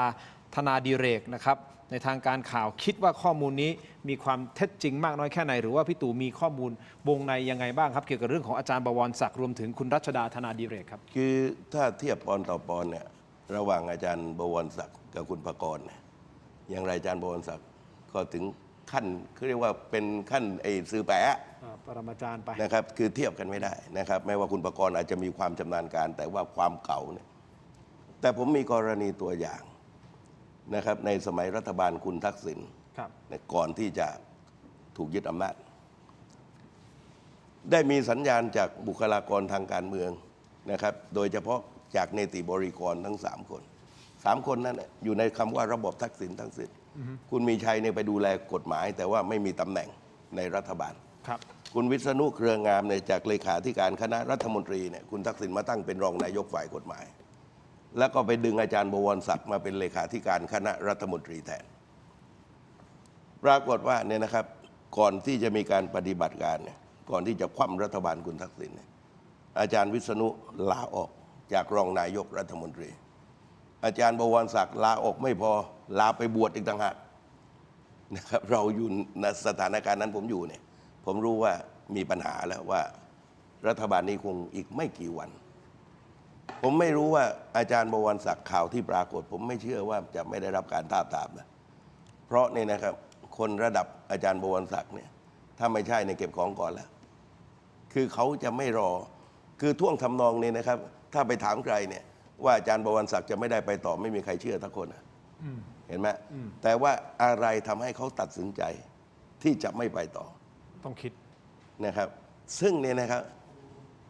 ผมไม่รู้ว่าเนี่ยนะครับเป็นสัญญาณเดียวกับที่อาจารย์บวรศักดิ์ท่านอาจจะปฏิเสธก็ได้ในปี 2549 ที่เป็นคนที่สะกิดให้ท่านออกนะครับเพราะฉะนั้นคราวนี้เนี่ยท่านมีสัญญาณมาจากนะครับแหล่งเดียวกันหรือไม่ก็ต้องคิดต้องตระหนักคือการเมืองผมดูปรากฏการณ์มันแปลกๆนะครับอย่างที่เล่าเมื่อตอนต้นว่าพอนายกพูดพวกว่าไม่มีการกักตุนไม่มีไอ้โม่งรุ่งเช้าไปจับที่อ่างทองเลยนะที่ศาลรัฐธรรมนูญเนี่ยนะครับคดีบาร์โค้ด QR โค้ดซึ่งเนี่ยนะครับหลายคนคิดว่าถ้าทุกอย่างนี่ภูมิต้านทานแข็งแรงเนี่ยจะต้องตีตกตั้งแต่วันแรกเลยเพราะเราดูเนี่ยนะครับใน3 เสียงนั่นนะครับก็อธิบายความได้ว่าเจตนารมณ์คือต้องการตีตกตั้งแต่วันแรกแต่การที่ศาลรัฐธรรมนูญให้เวลา15 วันกับ2 ฝ่ายทำคำชี้แจง คำชี้แจงส่งเข้าไป เนี่ยซึ่งผมเชื่อว่ากกตต้องขอขยายอีก15 วันนะครับซึ่งแน่นอนที่สุดภายใน1 เดือนนั้นเนี่ยรัฐบาลนี้ต้องจัดรัฐบาลให้ครบถ้วนสมบูรณ์เสียก่อนแปลความว่าตั้งแต่ขั้นตอนนายกรัฐมนตรีถวายสัตย์เนี่ยนะครับจนกระทั่งแถลงนโยบายถ้าครบเนี่ยนะครับ15+15เนี่ยศาลรัฐธรรมนูญเขาพอรับข้อมูลจาก2 ฝ่ายแล้วก็ต้องมาประชุมในวันพุธนะครับถัดไปว่าเห็นควรว่าจะสั่งยุติปฏิบัติหน้าที่สสทั้งสภาว่าเห็นไหมอันนี้จะเป็นประเด็นหลักเพราะนี่นะครับในทางการเมืองของประเทศไทยยุคที่คุณทักษิณเป็นนายกรัฐมนตรีเข้าใจว่าเบ็ดเสร็จความเป็นจริงไม่มีอะไรเบ็ดเสร็จนะครับจะมีเชือกคล้องขากันอยู่เสมอว่าถ้าไปได้ก็ไปต่อแต่ถ้าไปไม่ได้เนี่ยนะครับก็มีเหตุที่จะหกล้มได้นะครับเพราะฉะนั้นสถานการณ์ที่ปรากฏณขณะนี้เนี่ยผมว่าคนอย่างอาจารย์บวรศักดิ์นะครับท่านจมูกดีกว่าเราเยอะและต้องไม่ลืมว่าเนี่ยครับอยู่ดีๆอาจารย์วิษณุมาให้เหตุผลเรื่องการเรื่องบัตรเลือกตั้งเนี่ยนะครับแล้วก็หลังจากนั้นก็ท่านก็หายวับไปฟอกไตของท่านต่อเนี่ยเห็นไหมมันไม่ใช่เรื่องบังเอิญและอาจารย์บวรศักดิ์เนี่ยการันตีว่าไม่โมฆะเนี่ยอยู่ดีๆนี่ครับเลี้ยวเฉยๆเนี่ยนะครับการเมืองก็ต้องนั่งวิเคราะห์เหมือนกันว่ามันเกิดอะไรขึ้น ครับ และแม้แต่กระทั่งว่าบรรดานะครับบรรดาเทคโนแครดนะครับบวกอาจารย์บวรศักดิ์นั้นนะครับ ตอนที่ท่านเข้ามาร่วมรัฐบาลนั้นนะพรรคการเมืองเป็นคนทาบทามหรือใครบอกให้พวกท่านเหล่านี้มานะครับเพราะฉะนั้นทุกอย่าง น่าคิด มันจะเป็นคำตอบหมดนะ ฮะ ว่าคือถ้าเราตอนที่ผมไม่เกี่ยวข้องทางการเมืองเนี่ย ครับ ผมก็คิดเหมือนคนทั่วไป แต่พอเราเห็นในแต่ละกระดานเนี่ยผมเองก็เห็นว่ามันเริ่มมีปัญหา มันเริ่มมีปรากฏการณ์แปลกๆทางการเมืองให้เห็น อาจารย์บวรศักดิ์นี่เป็นดัชนีที่ดีที่สุด ครับ ว่าลมพัดไปทางไหนนะครับ เพราะว่าอยู่ดีๆเนี่ยนะครับมาปฏิเสธ แล้วระหว่างคุณปากรกับอาจารย์บวรศักดิ์เนี่ยมันเทียบกันไม่ได้หรอกแต่ไม่ใช่ว่าเขาหนุ่มกว่าอะไรกว่า แต่ว่าถ้าต้องตัดสินใจเลือกหนึ่งเดียวนั้นนะครับอาจารย์บวรศักดิ์ย่อมจะครบเครื่อง เพราะมีทั้งคุณมีชัยมีทั้งคุณวิษณุนะครับแล้วก็มีเรื่องราวมีสตอรี่เรื่องราวต่างๆ มากมายแต่ว่านะครับทำไมเขาจึงตัดสินใจแบบนี้ ผมไม่เชื่อเรื่องว่าไม่ได้ถูกทาบทามอาจจะเป็นเหตุผลเนี่ยนะครับให้มันดูดีเท่านั้นนะแต่ว่าระดับนี้ระดับเขาเนี่ยเขาจะนั่งหน้านี่นะครับถ้าเขาไม่ได้ทาบทามเขาพูดมาก่อนหน้านี้อยู่แล้วว่าครั้งต่อไปผมจะไม่ไปต่อนะครับไม่ใช่รอจนกระทั่งนี้นะครับวันท้ายๆความจริงนะครับสัญญาณอาจจะเครื่องรับอาจจะรับได้เมื่อวานนี้ก็ได้ เอา วันนี้ก็เลยตัดสินใจ อันนี้ที่ผมเรียนคุณผู้ชมไปนะฮะก็คือเป็นมุมมองของคุณจตุพร เออ ที่อยู่ในวงการเมืองแล้วก็วิเคราะห์เข้ามานะครับเพราะฉะนั้นเป็นมุมมองของคุณจตุพรเราไม่ได้ยืนยัน ไม่ยืนยัน เป็นการวิเคราะห์อาจารย์ปณิธานเหมือนอยากจะเสริมเพิ่มเติมไหม นิด ฮะ เดียวครับว่าในฐานะที่เคยทำงานกับอาจารย์บวรศักดิ์ ฮะ ที่สถาบันพระปกเกล้า อ่า ในทางวิชาการเนี่ย ครับ นะครับไม่ได้ในทางกฎหมายเนี่ยแต่ว่าผมเห็นด้วยนะครับว่าอาจารย์บวรศักดิ์เนี่ยเป็นปรมาจารย์ทางด้านการเมืองในทางวิชาการ แล้วก่อนผมไปทำงานทางการเมืองโดยรัฐบาลสั่งเนี่ย ครับ ท่านก็ให้คำแนะนำทุกอย่างเนี่ยถูกตามนั้นหมดเลยไม่เคยผิดเลย แล้วมาเจอกันอีกครั้งหนึ่งตอนสมัยท่านเป็นประธานร่างรัฐธรรมนูญ ครับ คืออาจารย์บวรศักดิ์เนี่ยหาตัวจับยาก ครบ แล้วก็ เรื่อง ไม่ผิดไม่ นะ ผิด ครับแม้กระทั่งสปีดสมัยนายกชาติชายมาจากเขาตั้งแต่นั้น แล้วก็ ไอ้รัฐธรรมนูญปี 40 คนเขียนจริงๆ ก็คืออาจารย์บวร ครับ ศักดิ์ แต่คนจะชอบไม่ชอบอีกเรื่องนะฮะ นะครับ แต่ว่าแกพูดตรงไปตรงมา แล้วก็บางครั้งบางคนก็รับไม่ได้ แล้วก็หลายครั้งตัดสินใจก่อนหน้าเหตุการณ์ที่จะเกิดขึ้นอันนั้นอาจารย์บวรศักดิ์นะครับก็เดี๋ยวคงจะได้มีโอกาสได้คุยกับท่านบ้างนะครับ แล้วท่านก็มีความรอบรู้แตกฉานหลายเรื่องนะครับ เรื่องต่างประเทศเรื่องพุทธศาสนา ครับ และตอนที่เป็นเลขาธิการสถาบันพระปกเกล้านี่ถือว่าเป็นยุครุ่งเรืองที่สุดของสถาบันเลยนะครับ เหมือนภาษามวยอยู่ดีๆ ไปช็อตดื้อ ครับ ๆก็ต้องมีความเป็น แต่ผมมีข้อสังเกตอื่นอีกอันหนึ่งสั้น ฮะเชิญฮะ ๆนะครับเรื่องการบริหารวิกฤตที่คุณจตุพรพูดเนี่ยผมแบ่งก็เป็น 5 ระดับ ครับ นะครับสถานการณ์วิกฤตจริงๆตัวนี้มันขึ้นไประดับ 4 ระดับ 5 แล้วแต่ของเราเนี่ยใช้ระดับ 1 ก็คือปกติ ระดับ 2 ก็คือปกติ plus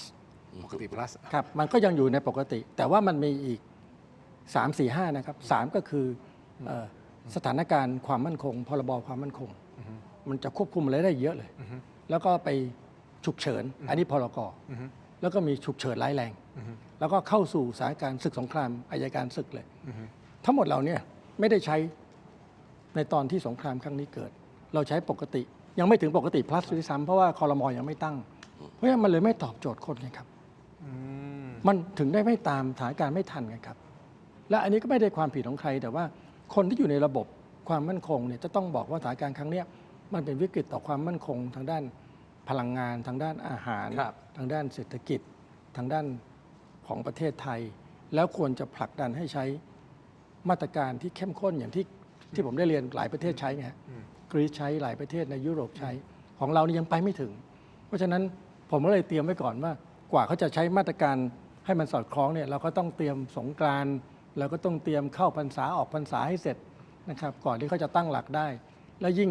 กูรูหลายคนไม่อยู่เนี่ยก็ต้องยิ่งเตรียมให้ดี เขากลัวที่จะยกระดับจากปกติเป็นปกติ plus หรือเปล่าครับเขากลัวว่าเฮ้ยมันจะแตกตื่นมากไปกว่านี้หรือเปล่าถ้า ก็เป็นไปได้ครับก็เป็ ใช้ นไป plus ได้ เสร็จปุ๊บเนี่ยโอ้โหยิ่งไปกันใหญ่มันเป็นไปได้ไหม ก็เป็นไปได้ครับแต่ว่า พี่ตู่ด้วย ประเด็นคือ เอาไม่อยู่ไง สถานการณ์จริงมันไปไกลแล้วไงครับ ไปไกลแล้ว มันก็เป็นไปได้ คือมันต้องตรงกับเหตุการณ์ ใช่ครับ คือหมายความว่าถ้าอะไรไม่ใช่อย่ามาพูด เพราะว่าประชาชนเนี่ยเขาเป็นผู้ประสบเหตุเห็นไหมคือไม่มีก็คือไม่มีเหมือนบางประเทศ เหมือนอียิปต์ประกาศมืดทั้งเมืองเห็นไหมมันก็พร้อมจะต้องมืด และอีกส่วนหนึ่งที่ผมไม่เคยคิดเลยนะครับ วันนี้ก็คิดนั่งคุยกันมา กับคนที่มาส่งผม ครับ เขาพูดให้ฟังว่าไอ้ตอนหน้ากากราคากล่องละหลายร้อยบาท ผมก็คิดในใจว่า เมื่อก่อนเราคิดทำงานกับฝ่ายการเมืองโดนสั่งให้ไปทำเราเป็นข้าราชการประจำเราก็คิดว่าคนที่ใกล้ชิดกับประชาชนที่สุดเนี่ยจะต้องเป็นนักการเมือง เพราะเขาเป็นผู้แทนเขาต้องรู้ว่าเงินมีเท่าไหร่จ่ายเท่าไหร่ค่าอาหารกลางวันเท่าไหร่อะไรต่ออะไรเท่าไหร่เขาต้องรู้ความรู้สึกประชาชน ครับ แต่พอมาดูอีกทีรู้สึกว่ามันมีช่องว่างนะคนที่เราเลือกเข้าไปเนี่ยกับเราที่นั่งอยู่ตรงเนี้ยมันรู้สึกถึงวิกฤตตรงหน้าที่มาจากระบบโลกระบบอินเทอร์เน็ตนี่แตกต่างกันนะครับคนที่มีค่าอาหารกลางวัน คนที่มีรถประจำตำแหน่ง คนที่มีสวัสดิการกับพวกเราที่ไม่มีอะไรเลยเนี่ย ครับ ที่เราเป็นตัวแทนไปเลือกตัวแทนเราเนี่ยไอ้ช่องว่างตรงเนี้ยอันตราย เพราะว่าเขาต้องเป็นฝ่ายที่สั่งให้อยู่ในระดับไหน1 2 3 4 5แล้วเป็นไปได้ไหมว่าเขาสัมผัสวิกฤตไม่เหมือนเราเขามีระบบที่เหมือนกับเป็นกำแพงกั้น หรือ ไม่ให้รู้สึกว่า เหมือนกับไม่วิกฤต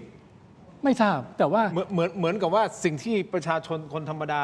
สัมผัสได้ ถ้าพวกนี้ กับสิ่งที่เขาสัมผัสได้มันคนละโลกกัน ถ้าพวก เนี่ย นี้ลูกคุณทินจะไม่มีตังค์ไปโรงเรียนอย่างเงี้ยไม่มีเสื้อผ้าไม่มีอาหารกินเนี่ยมันจะวิกฤตไหมถ้าคุณทินเป็นสสเนี่ยถ้าคุณทินเป็นรัฐบาลเนี่ย วิกฤตดิ ก็นั่นนะสิครับแต่ว่า ปัญหาว่าจะไม่เดินเข้าสู่นี่ได้ยังไง อันนี้คือ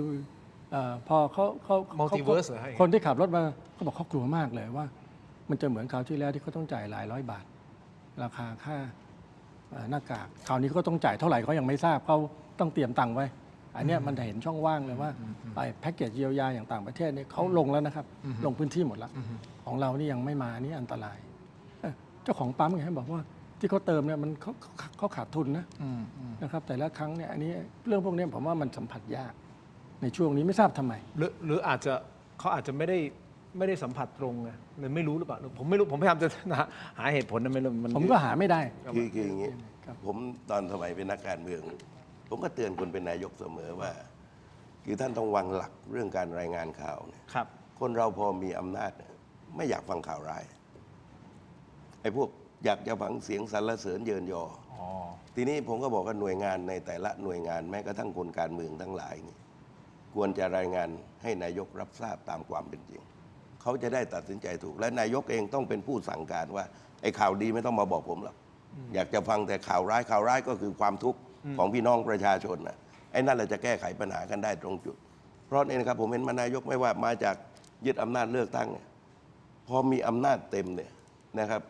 จะได้รับบริโภคข่าวสารดีๆทั้งนั้นนะซึ่งไม่ตรงกับความเป็นจริง คุณตู่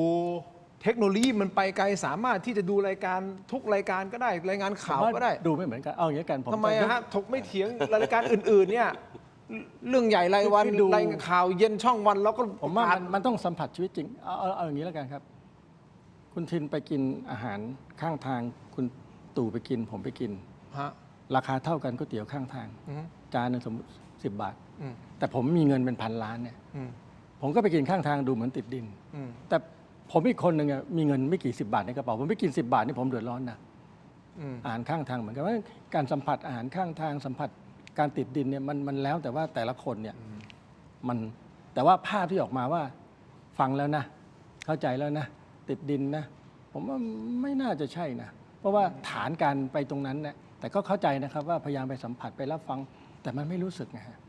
เพราะว่าคนที่รู้สึกจริงๆเนี่ยมันต้องเป็นคนที่เดือดร้อนจริง ๆ แล้วคนที่เดือดร้อนจริงๆเนี่ยอยู่ในสภาอยู่ในรัฐบาลตัดสินใจแทนเราหรือเปล่าเพราะดูการรายงานทรัพย์สินเนี่ยเป็น1,000 ล้านนะครับเป็น100 ล้าน คุณผู้ชม แต่ก็ไม่ได้หมายความว่าคน1,000 ล้าน100 ล้านคิดอย่างเราไม่ได้นะฮะอันนี้เป็นแค่คำถาม แล้วคุณผู้ชมอาจจะมีคำตอบ แต่ตอนนี้ผมมีของดีที่จะมอบทั้งสองท่านขออนุญาตครับอาจารย์ครับพี่ตู่ครับขออนุญาตครับ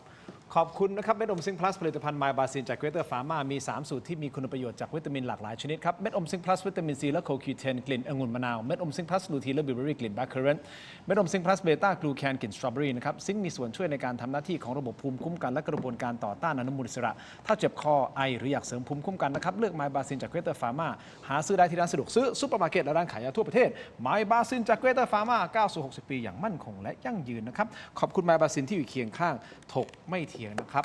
ขอบคุณมากเลยครับคุณผู้ชมคิดเห็นอย่างไรกับสิ่งที่อาจารย์ปณิธานพูดกับคุณตู่พูดเกี่ยวกับเรื่องของคนที่จะต้องใกล้ชิดประชาชนและคนที่ต้องรู้สึกว่าเรากำลังผ่านอะไรไปอยู่เขารู้สึกงั้นจริงหรือเปล่า หรือว่ามันมีอะไรบังตาเขาหรือมีอะไรปิดหูเขาทั้งที่เราก็พยายามที่จะสื่อสารไปนักวิชาการหลายท่านทุกรายการไม่ใช่จำกัดเฉพาะรายการผมนี้รายการเดียวทุกรายการผมว่าเราก็พยายามที่จะเสนอข้อเท็จจริงว่าตกลงตอนนี้มันเป็นอย่างนี้นะสถานการณ์ครับอาจารย์ครับเรามาดมยาดมสมุนไพรตามมังกรทองกันดีกว่านะฮะไม่งั้นเดี๋ยวจะกลิ้วหนักไปกว่านี้นะครับคุณผู้ชมครับ ซึ่ง แต่วันนี้ เหมาะที่สุดในยามนี้ เหมาะที่สุดในยามนี้ใช่ไหมฮะแต่ขอแนะนำครับยาน้ำแก้ร้อนในเขากุยจากอ้วยอันโอสถนะครับบรรเทาไข้ตัวร้อนทานได้ทั้งเด็กและผู้ใหญ่ครับมีจำหน่ายตามร้านขายยาทั่วประเทศอ่านคำเตือนในฉลากและเอกสารกำกับผลิตภัณฑ์ก่อนใช้นะครับนี่คือยาน้ำแก้ร้อนในเขากุยจากอ้วยอันโอสถนะครับขอบคุณมากๆเลยนะครับอ้วยอันโอสถนะครับขอบคุณมากๆนะครับนี่นะครับนี่ต่อกันที่ยาท่าน้ำขาว 49 บาทฝาสีฟ้าตราหารคู่นะครับมาตรฐานสากลหาซื้อง่ายตามร้านขายยาแผนปัจจุบันทั่วไปครับราคาเพียง 49 บาทนะฮะเข้าถึงง่ายจาก HK Pharmaceutical นะครับยาท่าน้ำขาวแก้ท้องอืดท้องเฟ้อนะฮะรักษาลำไส้อักเสบนะครับรวมถึงฆ่าเชื้อโรคในลำไส้นะฮะยาท่าน้ำขาว 49 บาทใช่แล้วฮะคุณผู้ชมฟังไม่ผิดนะ49 บาทเท่านั้นมาตรฐานสากลนะครับนี่ทุกอย่างถูกต้องตามกฎหมายทั้งหมดเลยนะครับมาตรฐานสากลลองดูฮะยาท่าน้ำขาว 49 บาทฝาสีฟ้าตราหารคู่นะครับขอบคุณมากๆเลยนะครับมอบให้ทันละ2 ขวดนะครับขอบคุณมากๆครับต่อกันที่ผงปรุงรสหนึ่งครับมีให้เลือกหลากหลายรสชาติครับปรุงอร่อยแน่รสหนึ่งครับไม่ว่าจะเป็นรสไก่รสหมูรสเนื้อนะครับต้มผัดแกงทอดยำหอมอร่อยได้ทันใจครับต้องรสหนึ่ง No. 1ปรุงอร่อยแน่รสหนึ่งนะครับโปรโมชั่นพิเศษครับ1 แถม 1 และโปรโมชั่นสุดคุ้มอีกมากมายหาซื้อได้แล้ววันนี้ที่ Shopee Lazada TikTok Gourmet Market Foodland และซุปเปอร์มาร์เก็ตทั่วไปปรุงอร่อยแน่รสหนึ่งนะครับขอบคุณมากครับรสหนึ่งนะครับและขอมอบรสหนึ่งนะฮะนี่ให้กับทั้ง2 ท่านแบบนี้ผมขออนุญาตวางตรงนี้นะครับได้ไหมครับขอบคุณครับขอบคุณมากนะครับขอบคุณมากๆครับอันนี้วางตรงนี้นะครับขอบคุณมากๆครับต่อกันที่ฟาร์มเฮาส์อันนี้คือของดีเช่นเดียวกันกลิ่นหอมทะลุถุงเลย เยี่ยมมากนะฮะนี่ครับของดีครับ Farmhouse Royal Bread สไลด์หนาเนื้อนุ่มนะครับเป็นสไลด์หนาเนื้อนุ่มที่สุดของ Farmhouse ครับคุณภาพทุกคำอร่อยพรีเมียมนะครับยกระดับความอร่อยง่ายๆได้ทุกวัน Farmhouse Royal Bread Everyday Premium นะครับนี่ฮะสไลด์หนาเนื้อนุ่มที่สุดของ Farmhouse นะฮะของดีจริงๆครับ Made Fresh Daily นี่นะฮะ Royal Bread นี่อาจารย์ครับขอบคุณมากนะครับ ครับไม่ได้โฆษณาให้นะครับ ครับ ถ้าเอาไปปิ้งแบบเตาที่มันกรอบนอกนุ่มในเนี่ยยิ่งอร่อยนะครับ แสดงว่าทานจริงขอบคุณมากครับเนี่ยให้พี่ตู่ ครับ ด้วยนะครับขอบคุณมากครับ ครับ ต่อกันที่น้ำปลาที่ผมเชื่อว่าทุกบ้านทุกร้านต้องมีแน่นอนนะครับนี่คือน้ำปลาแท้ตราทิพรสนะครับน้ำปลาที่ทุกบ้านทุกร้านต้องมีกลิ่นหอมและรสชาติกลมกล่อมนะครับจะเหยาะจิ้ม หรือปรุงรสแกงผัดทอดได้หลากหลายเมนูครับเข้าถึงรสชาติอาหารไทยที่คุ้นเคย ด้วยกระบวนการผลิตที่มีคุณภาพได้มาตรฐานส่งออกไปจำหน่ายทั่วโลกนะครับน้ำปลาแท้ตราทิพรส ซึ่ง หาซื้อได้ง่าย จะสอดคล้องกับสงครามที่สุด เพราะอะไรฮะ มันต้องติดเอาไว้อะ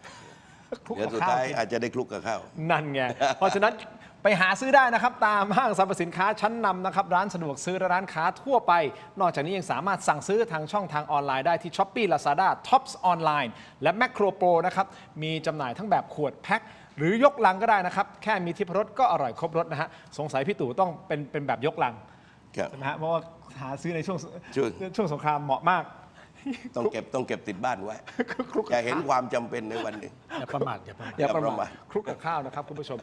ต่อกันที่นวัตกรรมใหม่ครับ BrainTech Tri-Screen นะครับนี่คือจอเสริมสุดล้ำที่สามารถทำงานพร้อมกันได้ถึง4หน้าจอในเวลาเดียวกันครับด้วยความคมชัดระดับ Full HD และการเชื่อมต่อที่ง่ายสุดๆครับเพียงเสียบสาย USB Type C ก็พร้อมใช้งานได้ทันทีครับน้ำหนักเบาด้วยพกพาสะดวกครับกดเข้าไปที่หน้า Facebook Tero Digital นะครับอย่าพลาดตอนสั่งซื้อใส่โค้ด Let's Play AI นะครับรับส่วนลดทันที 2,000 บาทเลยนะครับเรามี 2 ขนาดให้เลือกนะครับ14 นิ้วและ 16 นิ้วนี่ครับ Let's Play AI ลดทันที 2,000 บาทนะครับและขออีกหนึ่งผลิตภัณฑ์ฝากไว้ในใจคุณผู้ชมทุกท่านนะครับ CHOL พิมพ์คำว่า CHOL ขอบคุณคุณภูศรีมากนะฮะพิมพ์เข้ามาในช่องคอมเมนต์ด้วยนะครับ CHOL ครีมทามือครับไปกันที่ Shopee พิมพ์คำนี้นะครับแล้วจะเจอครีมทามือจากชนโอโรมาทีครับซึ่งเป็นครีมทามือสูตรน้ำมันหอมระเหยแท้นะครับมีสารสกัดจากพืชพันธุ์แท้ๆนะฮะอันนี้คือธรรมชาติล้วนๆครับไม่มี สารสังเคราะห์ใดๆนะครับเป็นสารสกัดจากธรรมชาติน้ำมันหอมระเหยนะครับมีทั้งดอกพิโอนี่ไฮยาลูรอนิกเป็นต้นนะฮะอันนี้คือซ่อมแซมฟื้นฟูสภาพผิวมือได้นะครับเขาบอกว่า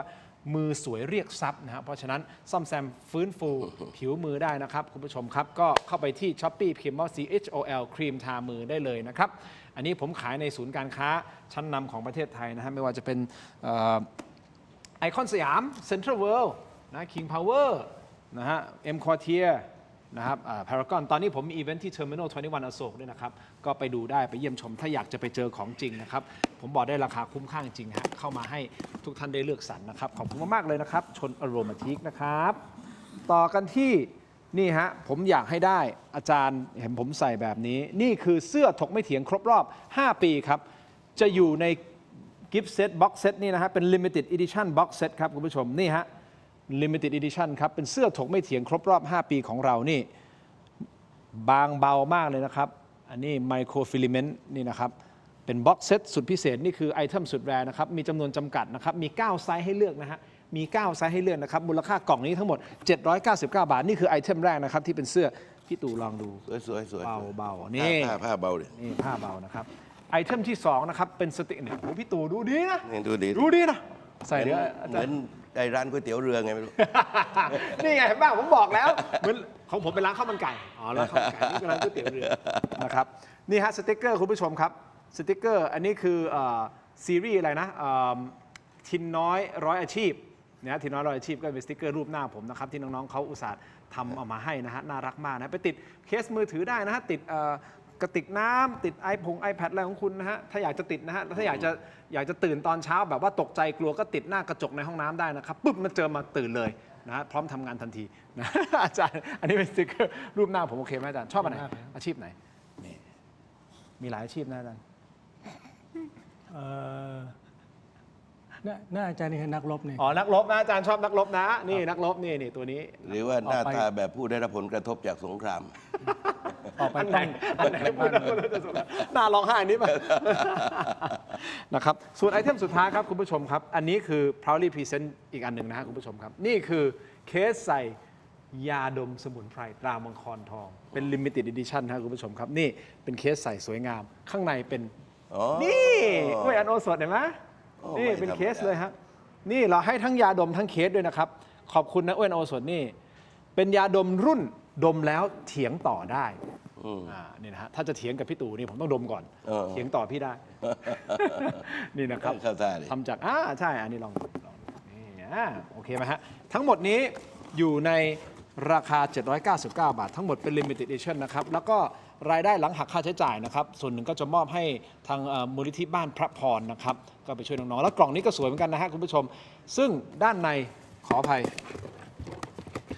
กล่องสวยแต่ลายมือไม่สวยเลยนะครับเป็นลายมือของผมเองครับนี่เป็นลายมือที่ผมบอกนะแต่จริงใจแย่มากนะครับมีสวยอย่างเดียวคือตัวพิมพ์ที่เป็นตัวทินโชคกมลกิจเนี่ยครับที่เหลือนี่คือเป็นลายมือผม ซึ่งเด็ก2 ขวบยังเขียนสวยกว่าผมเลย ก็ นะ พยายามเขียนน้อยๆหน่อย Limited Edition นะครับก็เขาเรียกว่า Pre-order สั่งซื้อเข้ามานะครับสแกน QR Code หน้าจอตอนนี้นะ799 บาทสำหรับ Box Set ตรงนี้นะครับขอบคุณมากๆเลยนะครับเอาละเราถามท่านใช่ไหมฮะเราถามท่านว่าถามคุณผู้ชมให้โหวตกันเข้ามาใช่ไหมครับเราถามว่าคุณจะกลับบ้านช่วงสงกรานต์หรือไม่ถูกต้องไหมฮะกลับไม่กลับในช่วงนี้นะครับคุณผู้ชมครับผลโทษนะคุณไม่เห็นผมไม่เห็นผลน่ะผมไม่เห็นผลโหวตตรงนี้คุณส่งให้ผมได้ไหมมาแล้วคือเนื่องจากว่าเราเพิ่งถามคำถามนี้เราไม่ได้ถามตั้งแต่ต้นรายการนะเราเพิ่งถามกลางรายการคุณผู้ชมครับก็มีคนโหวตเข้ามาประมาณ 3,500 กว่าโหวตนะครับอาจารย์ปณิธานคิดว่ากลับกับไม่กลับอันไหนมากกว่ากันครับ ไม่กลับสิครับคนไทยก็ตอนนี้ต้องพยายามระวัง ขึ้นหน้าจอขนาดนี้เขาเห็นหมดแล้วอาจารย์นั่นไง 71% ไม่กลับพี่โต 29% บอกกลับ อันนี้คือสะท้อนจาก 3,000 ถึงแม้จะเป็นแค่ 3,500 คน นั่นแล้วไปไม่กลับ ก็น่าเป็นห่วงนะครับ เพราะว่าเรื่องสงกรานต์เนี่ยเขาไปหา ญาติ ญาติพี่น้องไป เป็นการรวบรวมครอบครัวที่กระจายไปแต่ละพื้นที่ ใช่ครับ แล้วก็เป็นโอกาสเดียว ส่วนใหญ่เดี๋ยวนี้ปีใหม่ไม่ได้กลับด้วย ครับจะไปสงกรานต์คนภาคเหนือภาคอีสาน ใช่ครับใช่ครับแล้วถ้าไม่ได้ไปเนี่ย วันสงกรานต์ มันก็ห่างครอบครัวแต่ว่าอันเนี้ยมันสะท้อนวิกฤตสำหรับคนกลุ่มที่ท ใช่ครับ ทำการสำรวจคราวนี้นะครับ ก่อนผมจะจบนะครับพอดีมี มีคุณภูศรีก็พิมพ์มาอีกครั้งหนึ่งนะครับ บอกว่าอยากกลับแต่น้ำมันไม่พอนี่ฮะผมว่าหลายคนสะท้อนแบบนี้นะครับ อยากกลับน้ำมันแพงแต่ไม่กล้ากลับเพราะน้ำมันมีบางคนบอกว่าไม่กล้ากลับ เพราะไม่รู้ว่าพอไปเสร็จแล้วจะกลับมาได้หรือเปล่าน้ำมันจะพอกลับมาหรือเปล่า คือมันมีความไม่แน่นอนสูงมากกับสถานการณ์ณตอนนี้นะครับคุณผู้ชมนะฮะก็คงต้องติดตามสถานการณ์อย่างใกล้ชิด 6:45 นาทีตามเวลาประเทศไทยในวันพรุ่งนี้ที่ประธานาธิบดีโดนัลด์ทรัมป์ขีดเส้นตายไว้ ถ้าอิหร่านไม่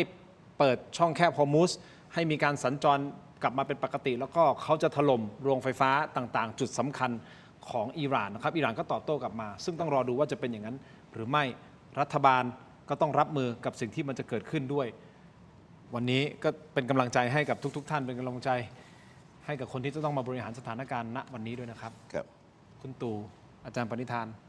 เราลากันไป ครับ ประมาณนี้ ครบถ้วนนะครับคุณโบเรียบร้อยนะครับอ้ออีกนิดเดียวสั้นๆรถ 9,000 ลิตร น้ำมันมันก็น้อยอยู่แล้วนะครับ แต่สิ่งที่เกิดขึ้นคือรถคว่ำรถพลิกฮะใช้คำนี้คุณผู้ชมครับ ผู้สื่อข่าวรายงานข่าวนะฮะวันนี้เองเกิดเหตุรถบรรทุกน้ำมันดีเซลขนาด 9,000 ลิตรฮะพลิกคว่ำบนถนนมิตรภาพช่วงตำบล เทพาลัยอำเภอคงจังหวัดนครราชสีมานี่ฮะส่งผลให้น้ำมันรั่วไหลออกมาเป็นจำนวนมาก จนเจ้าหน้าที่ต้องสั่งปิดการจราจรทั้งสองฝั่งเพื่อป้องกันอันตรายจากประกายไฟ จากการสอบสวนเบื้องต้นพบว่ารถคันดังกล่าวบรรทุกน้ำมันมาจากคลังในจังหวัดสระบุรีเพื่อไปส่งที่จังหวัดอุดรธานี แต่คนขับเกิดอาการหลับใน เนื่องจากต้องเร่งวิ่งส่งน้ำมันหลายรอบ จนพักผ่อนไม่เพียงพอทำให้รถเสียหลักพุ่งชนต้นไม้แล้วก็เสาไฟฟ้าส่องสว่างก่อนจะพลิกตะแคงอยู่บนถนนนะฮะนี่ฮะมันมีน้อยอยู่แล้วเนาะแต่ผมเข้าใจว่าคนขับน่าจะไม่อาจจะบาดเจ็บหน่อยแต่ ครับ โอเคเนาะ สภาพรถก็เหนื่อยเต็มที่แล้ว เหนื่อยฮะเหนื่อยนะครับเหนื่อยเอาครับล่าสุดสมาคมค้าทองรายงานการปรับราคาทองวันนี้ตั้งแต่เปิดตลาดจนถึง 17:16 นาทีมีการปรับขึ้นลงแล้ว 106 ครั้งฮะอาจารย์ 106 ครั้งครับ โดยราคาทองแท่ง 96.5% รับซื้อที่ 66,700 บาท ขายออกที่ 66,900 บาท ส่วนราคาทองรูปพรรณนะฮะ 96.5% รับซื้อที่ 65,369 บาท 92 สตางค์ขายออกที่ 67,700 บาทนะครับใครที่ซื้อก่อนหน้านี้ก็ติดดอยกันก่อน รอสักพักสถานการณ์คงดีขึ้น ขอบคุณคุณผู้ชมทุกท่านนะฮะเป็นอะไรอาทินขอบคุณอาจารย์ปณิธานครับ ครับครับ ขอบคุณ ส คุ วั ณ สดี ตู่ ครับสวัสดีครับอาจารย์ ทั้งหมดนี้ผมไม่เถียงครับลาคุณผู้ชมไปก่อนครับสวัสดีครับ ครับสวัสดีครับ